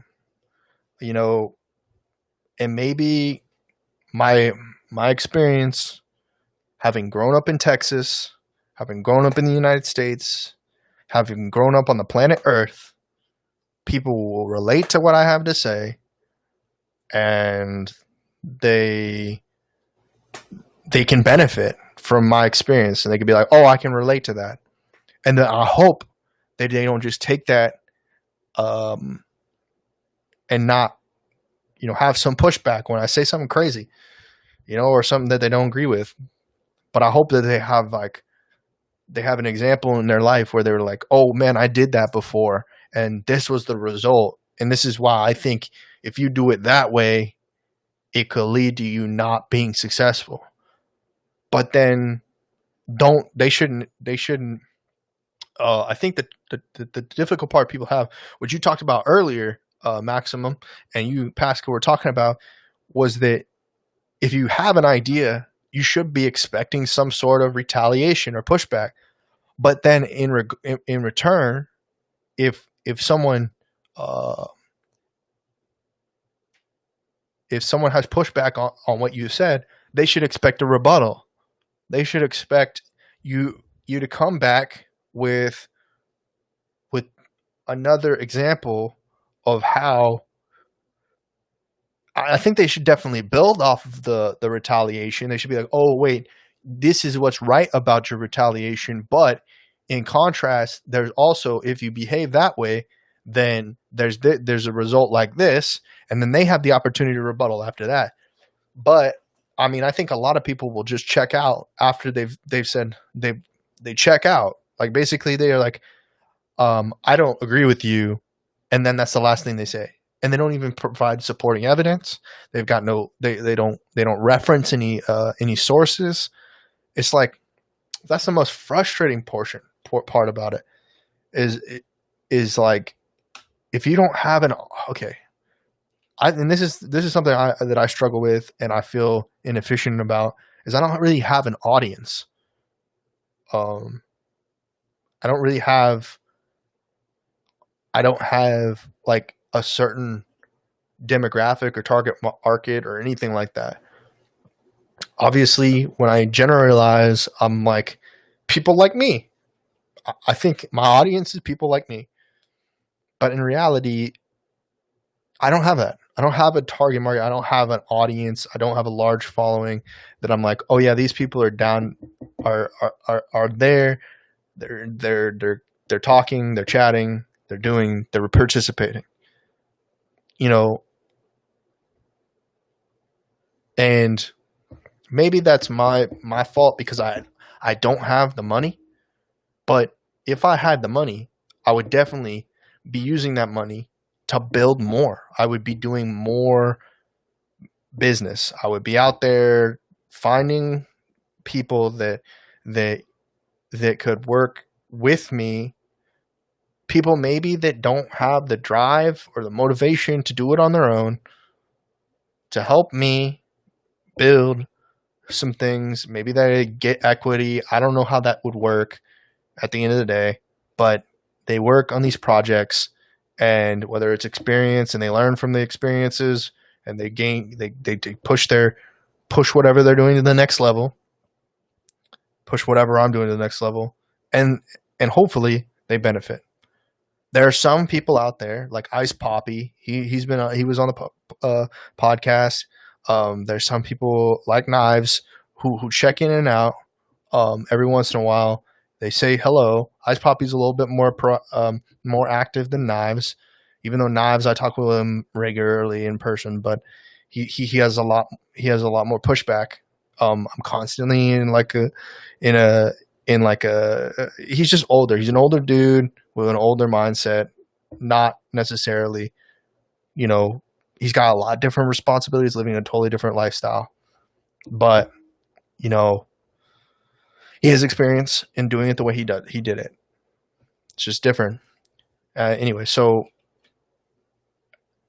building an audience is tough. Not necessarily having the experience or knowing what to do. I can't tell you that I know what to do. I can't say that. I mean, I'm trying to build a Discord for one of my projects. I've got, you know, social media that I'm putting out stuff on, and I want to continue working in esports. I want to continue working in gaming. I want to continue to work in news production for local news. I want to continue to make podcasts. I want to continue to do video production, and I want to continue doing the technical aspects of video production that I've been currently doing. I know it's a super competitive market, you know, and I'm having to diversify, and I'm having conversations with people like Scott Carson with the Note Closers podcast. Shout out to him. We had a conversation the other day discussing working with clients and building portfolios and real estate and all of these things. And maybe like I'm being a super boomer here, but dude, that's what I got to think about.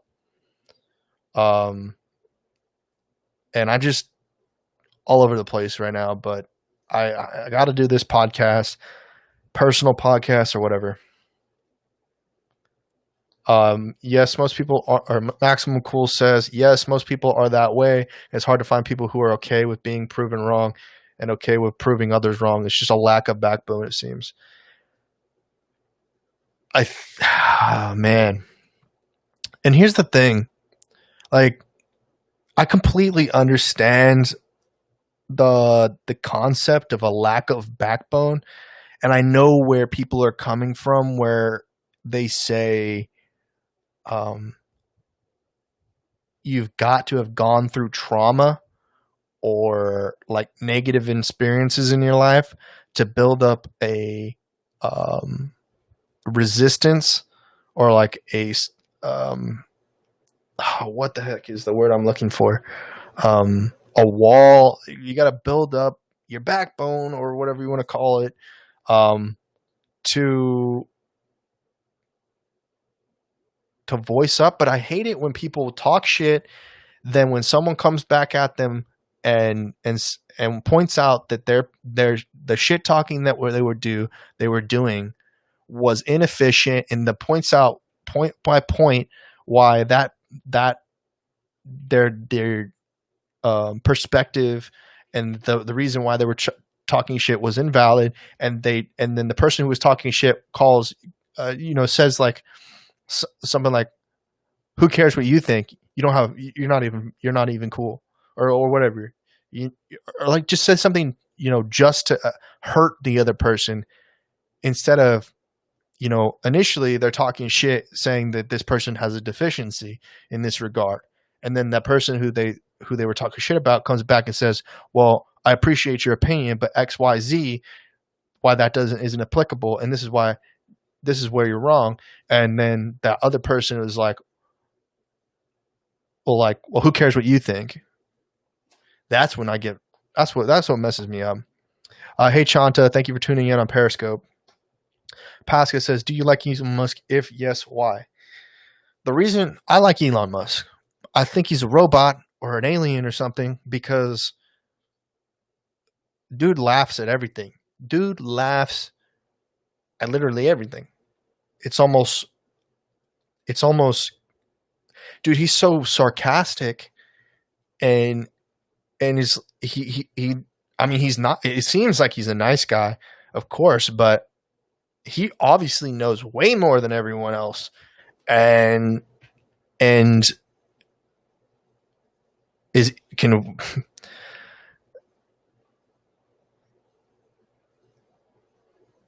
he knows way more than a lot of people, I should say. And I would be really interested to see him in a back and forth, because he's kind of Elon Musk. He's kind of slimy in sometimes, because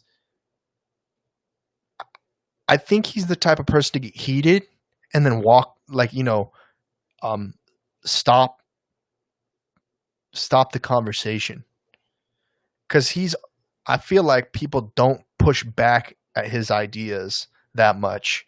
I've never seen him get into like a real debate where it got real fiery, but I don't think people really have a people don't have there's not someone out there other than maybe Eric Weinstein out there. I see him making a lot of content that really could go back and forth with Elon Musk about mathematics, engineering, and that level thought processing. Pasca says, well, he sure doesn't know anything about cars. Well, I don't, and I agree with you and I disagree with you. I don't think he knows anything about traditional vehicles that we would call cars.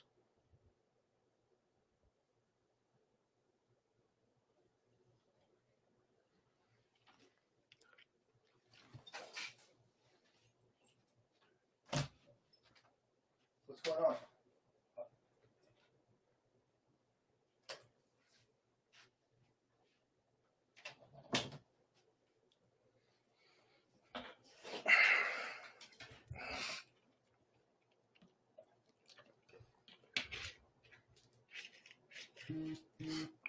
So yeah, um,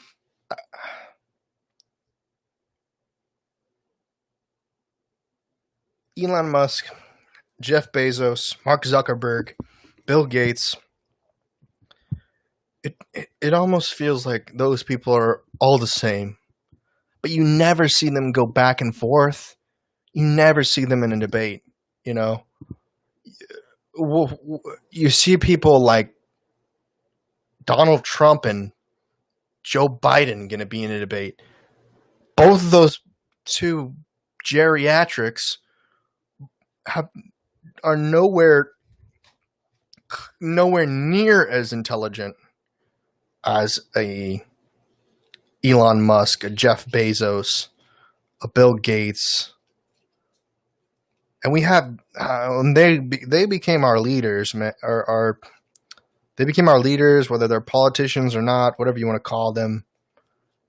And I'm just super frustrated with that whole system, for sure. Because the only reason why we're in this situation that we're in today is because of the inefficiency in our leadership. Makes you want to write a strongly worded letter to your senator, man. It makes you really want to do that. But what's the difference between our senators and our presidents? Nothing really. There's nothing really different. They're just as inequipped. It's a bunch of people. I mean, I think that the way that we vote people into office is like, at this point, we can't even figure out who they are. We have no idea their policy, decision-making skills. We have no clue. Everyone that's on a ballot, it's not concise. There's no way to, if you want to do research, it's not like you follow on social media and they're making a lot of, politicians don't make a lot of content, and that's terrible. Politicians should be the number one content creators in the world. But it's the fake news, it's the unauthentic news, the unvalidated news, the traditional news, the social media news that gets the attention. It's the entertainment tonight. It's it's just nonsense. It's just a bunch of nonsense. And then somebody spills oil into the ocean. Somebody releases a biological weapon into the atmosphere, and we have something called coronavirus. And whether that's the reality that we live in or it's not, who cares? It doesn't matter, because it doesn't. Yeah, I definitely agree. There has to be a balance between good and bad. And there's a word that, and shout out, I guess, to Brian Kern of the Common Chaos podcast, because he thinks that the balance, I don't know if this is true or not, but Brian is definitely on the side of chaos. His life is pretty much chaotic, and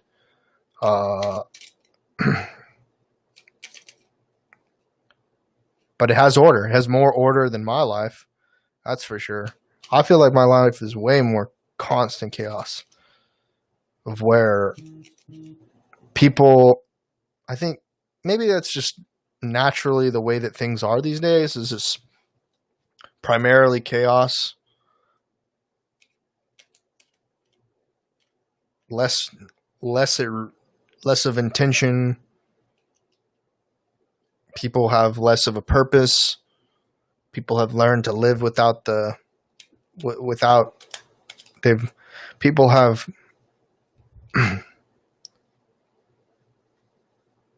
have accepted that they have to live in a world of inefficiency.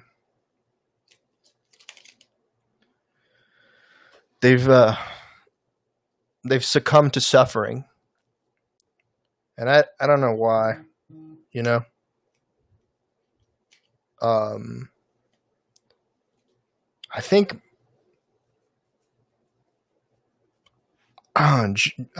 Eric Weinstein was on the recent episode of the Joe Rogan podcast, and he was talking about the fact that gross domestic product superseded the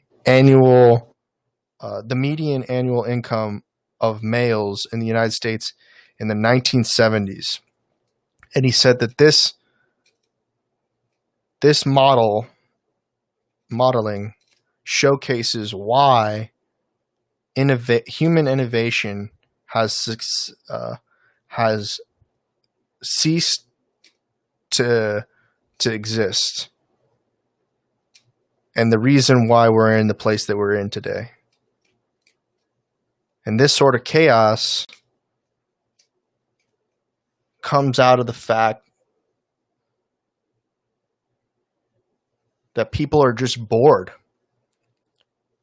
So boredom leads people to blowing up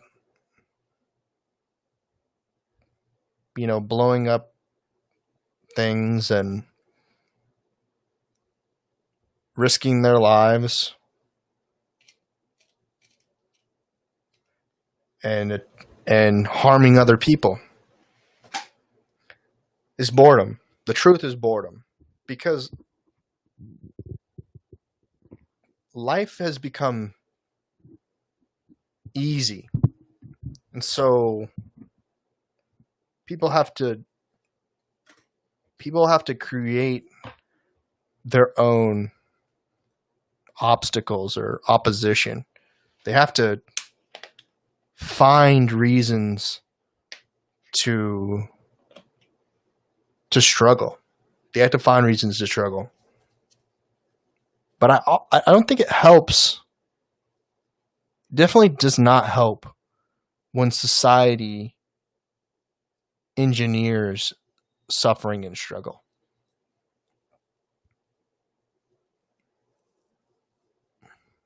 especially when they target certain demographics.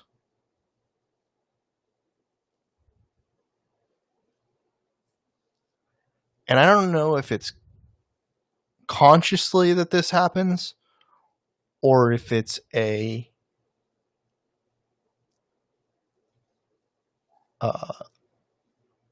matter of I don't know if it's a matter of what's the word I'm looking for, happenstance or um,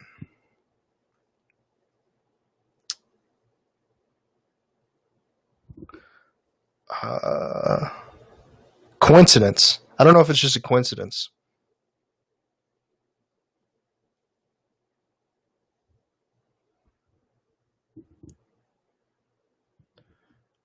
Yes, being brainwashed from a young age is a hard cycle to get out of.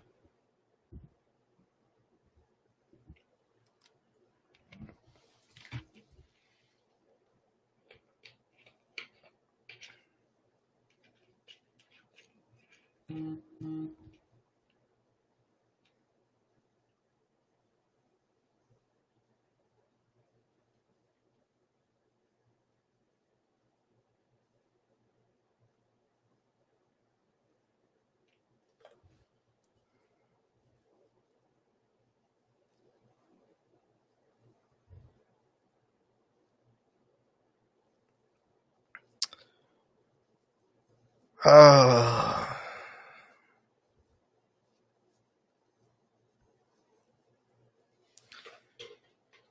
I mean, but brainwashing, I think the trouble is that we don't know. I don't think that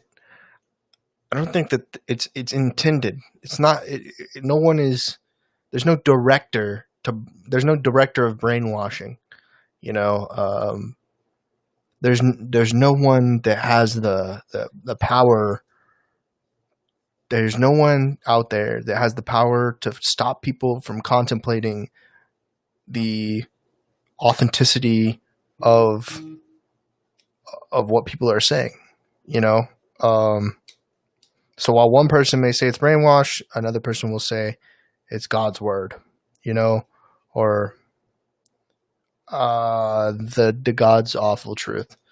What kind of brainwashing are we talking about? Propaganda? Yes, propaganda is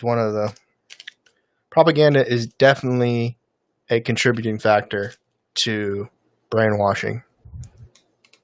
But the other thing is, like, people just bandwagon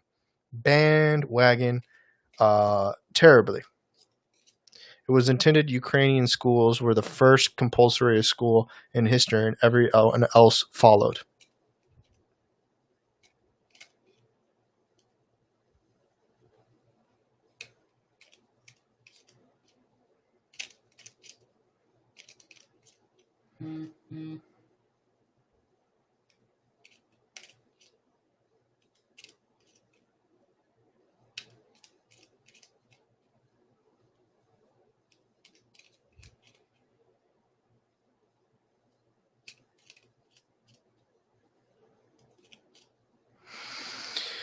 Yeah.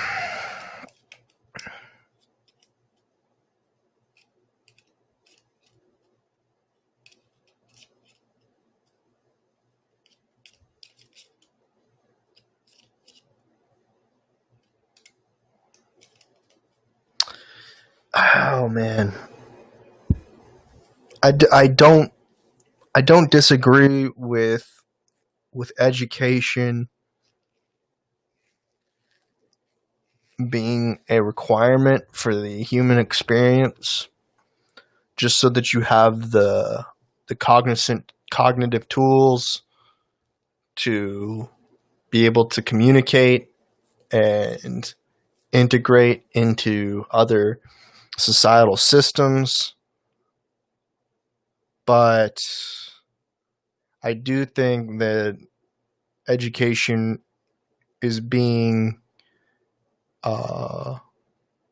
enforced in a way that is not it's not being done right.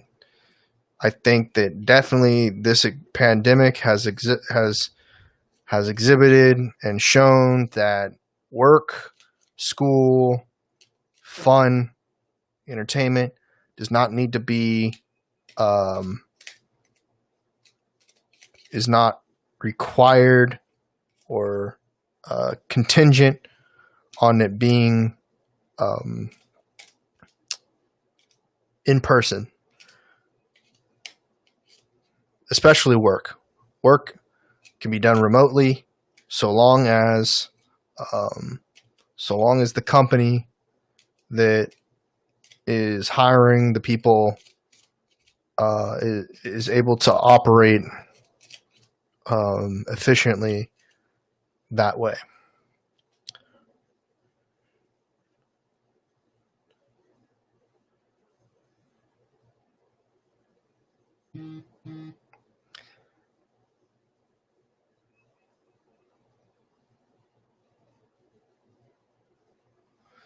I think it's trouble. I think the hardest thing is to do is take what you've learned in school and apply it in life with respect. I think that people will people will disrespect whether you've gone to traditional school, regular school, however, you know, it's hilarious. Like it's hilarious. People will degrade education. You know, it doesn't matter what level of education you completed. If you completed high school, the people who didn't complete high school will give you shit. If you completed high school, the people who didn't complete high school will give you shit. Oh wait, that's what I said. If you completed college, the people who didn't complete college will give you shit. So it's just like it doesn't matter to what level you've done something. If you've done something, if you're more experienced or more equipped, the class of people that are less equipped will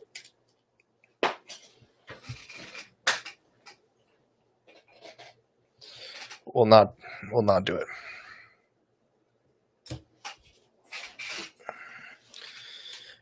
If you aren't forced, I would agree. Yeah, I mean, I think people would be more inclined to not go to school if people would be inclined not to go to school if they were not required to by law. Just because people would work, maybe, but I mean, with all the child labor laws, I think that kids or youth would be more inclined to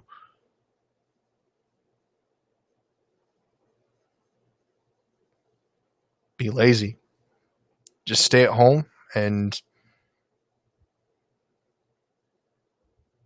I don't think that. Well, nowadays, there's just nothing compelling people to do anything. It's very difficult to get inspiration. It's very difficult it's very difficult to be motivated.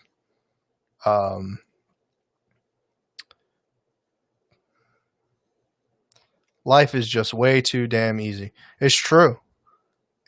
Everything is super convenient. It's easy to get information. It's easy to go get food. It's easy to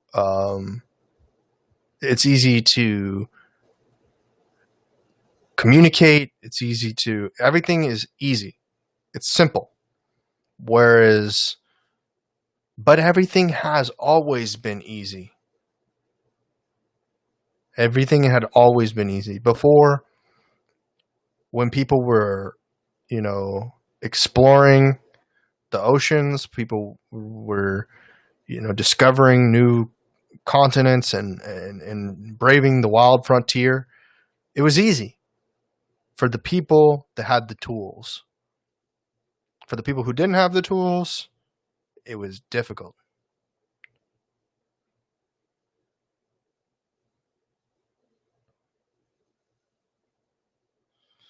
Life is just right. I mean, that's true. That's also true. If if you've got it figured out and you don't suffer from any sort of mental illness, or you don't feel like life is tough, then or it's difficult to be a part of the world, then life is just right. If it's too easy, I say stay away and go the rough route. Yeah. I think reality if you don't come from if you don't come from wealth, if you didn't have a silver spoon in your mouth, then I think life just gives you the rough route no matter your choice. Even if life is easy. I mean, obviously, I don't know, I didn't ask you guys where you guys are from, but if you live in the United States, I've heard from too many people that are foreigners or first generation that see this country and think that we have it all. And in having it all, we're so lucky. But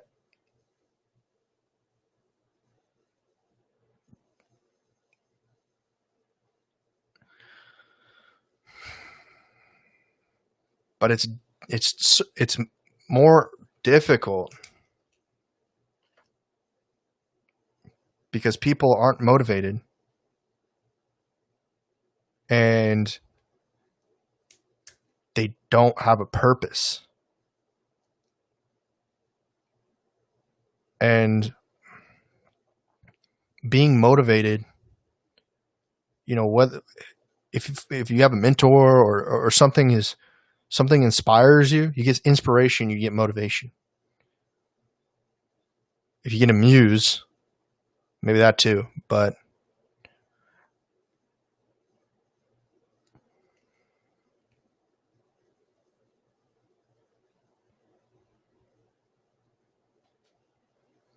I don't know. I think that finding what you want to do in life, then getting motivated about that, and then having a reason to do it.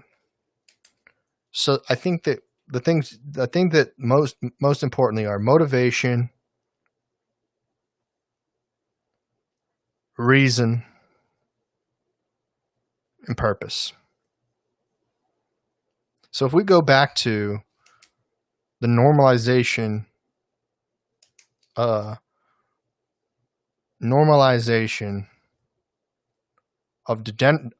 degeneracy,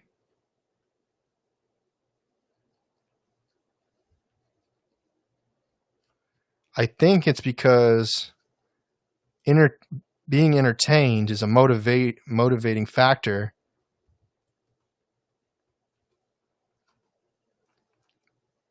and the admiration and the admiration and of course the money gives a sense of purpose to the people who are doing exhibiting the behaviors of degeneracy. So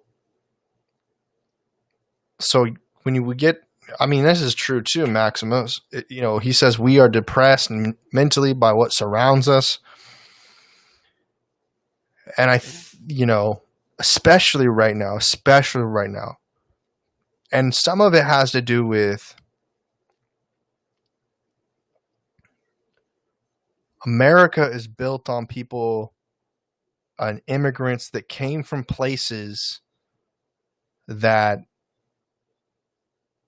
came from situations where they came from bad situations to find a better life, to seek a better life. And so they bring some of that emotional baggage with them to America, and then you see darkness, you see a lot of pain, you feel there's a lot of pain. What is my only purpose? What if my only purpose is to exist? Pasca says. Existence is important, but I think it's the foundation. And I've asked the same question before, and I guess existence could be a purpose, but it doesn't necessarily have a reason. So what's the reason that you exist? And then, maybe I'm looking this backwards. So the purpose is, yes, that you exist, but then what is your reason and your motivation? So get people around you that you want to be like. Sometimes it's none. So true. So true.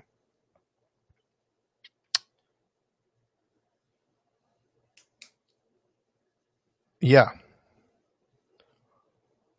I think finding your place in life. So purpose and place, I think, are different.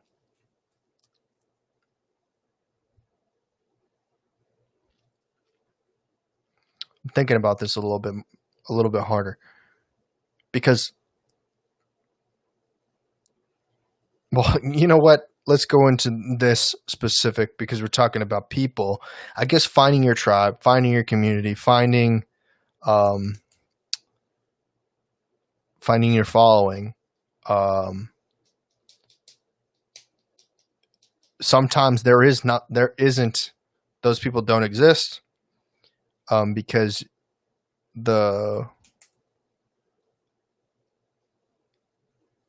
person or the people that you want to surround you don't have the behaviors or characteristics of that. But I think that's largely generalizing in a world of what? How many people in the world? 4.28 trillion or something?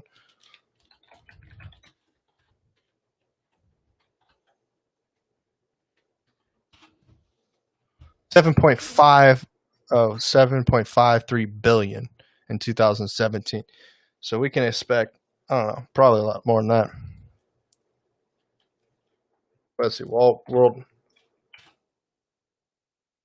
8 billion people. 8 billion people. There's got to be somebody. There's got to be people. There's got to be people like you. Listen, there's 1 billion people on Instagram. 7 other billion people.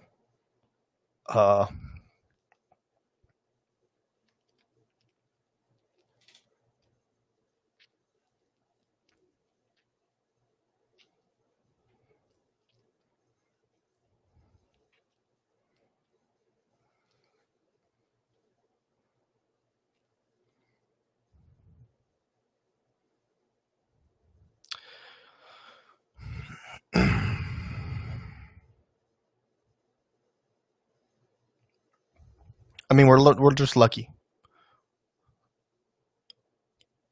We're lucky to live in a world where it is easy. I think it's too easy sometimes. And as a result, it becomes difficult. We don't have the processing power or tools to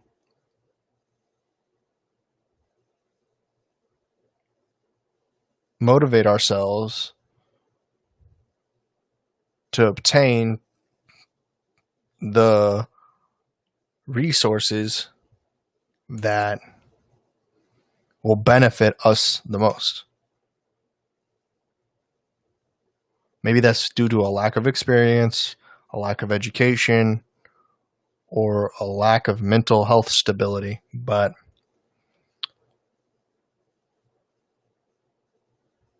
it's what we're working with, and I hope that some of the goals and objectives and goals that I'm working on will develop and exhibit themselves in my reality, and that the resources that I need to build up my projects come to fruition. That's just my goal. And I really enjoyed having a conversation with Maxim. It's cool. And Pasca on Twitch. Some of the Periscope people that dropped in. Knives, of course, I really appreciate your input. I wish that you had a little bit more to a little bit more time to dive deeper, but I know you're busy, so even though I was giving you a hard time, hope you listen to this whole podcast. Of course, you won't. Stop. But anyway, I'm fixing to wrap this up and go take a break. I just rambled off for a couple hours here. Again, I appreciate you all for tuning in. Hit the follow button and subscribe to the podcast, anchor.fm/Trent Knox. And yeah, follow me on all social media. linktr.ee/Trent Knox, I believe, to get all my social media or whatever. But thank you again. Later.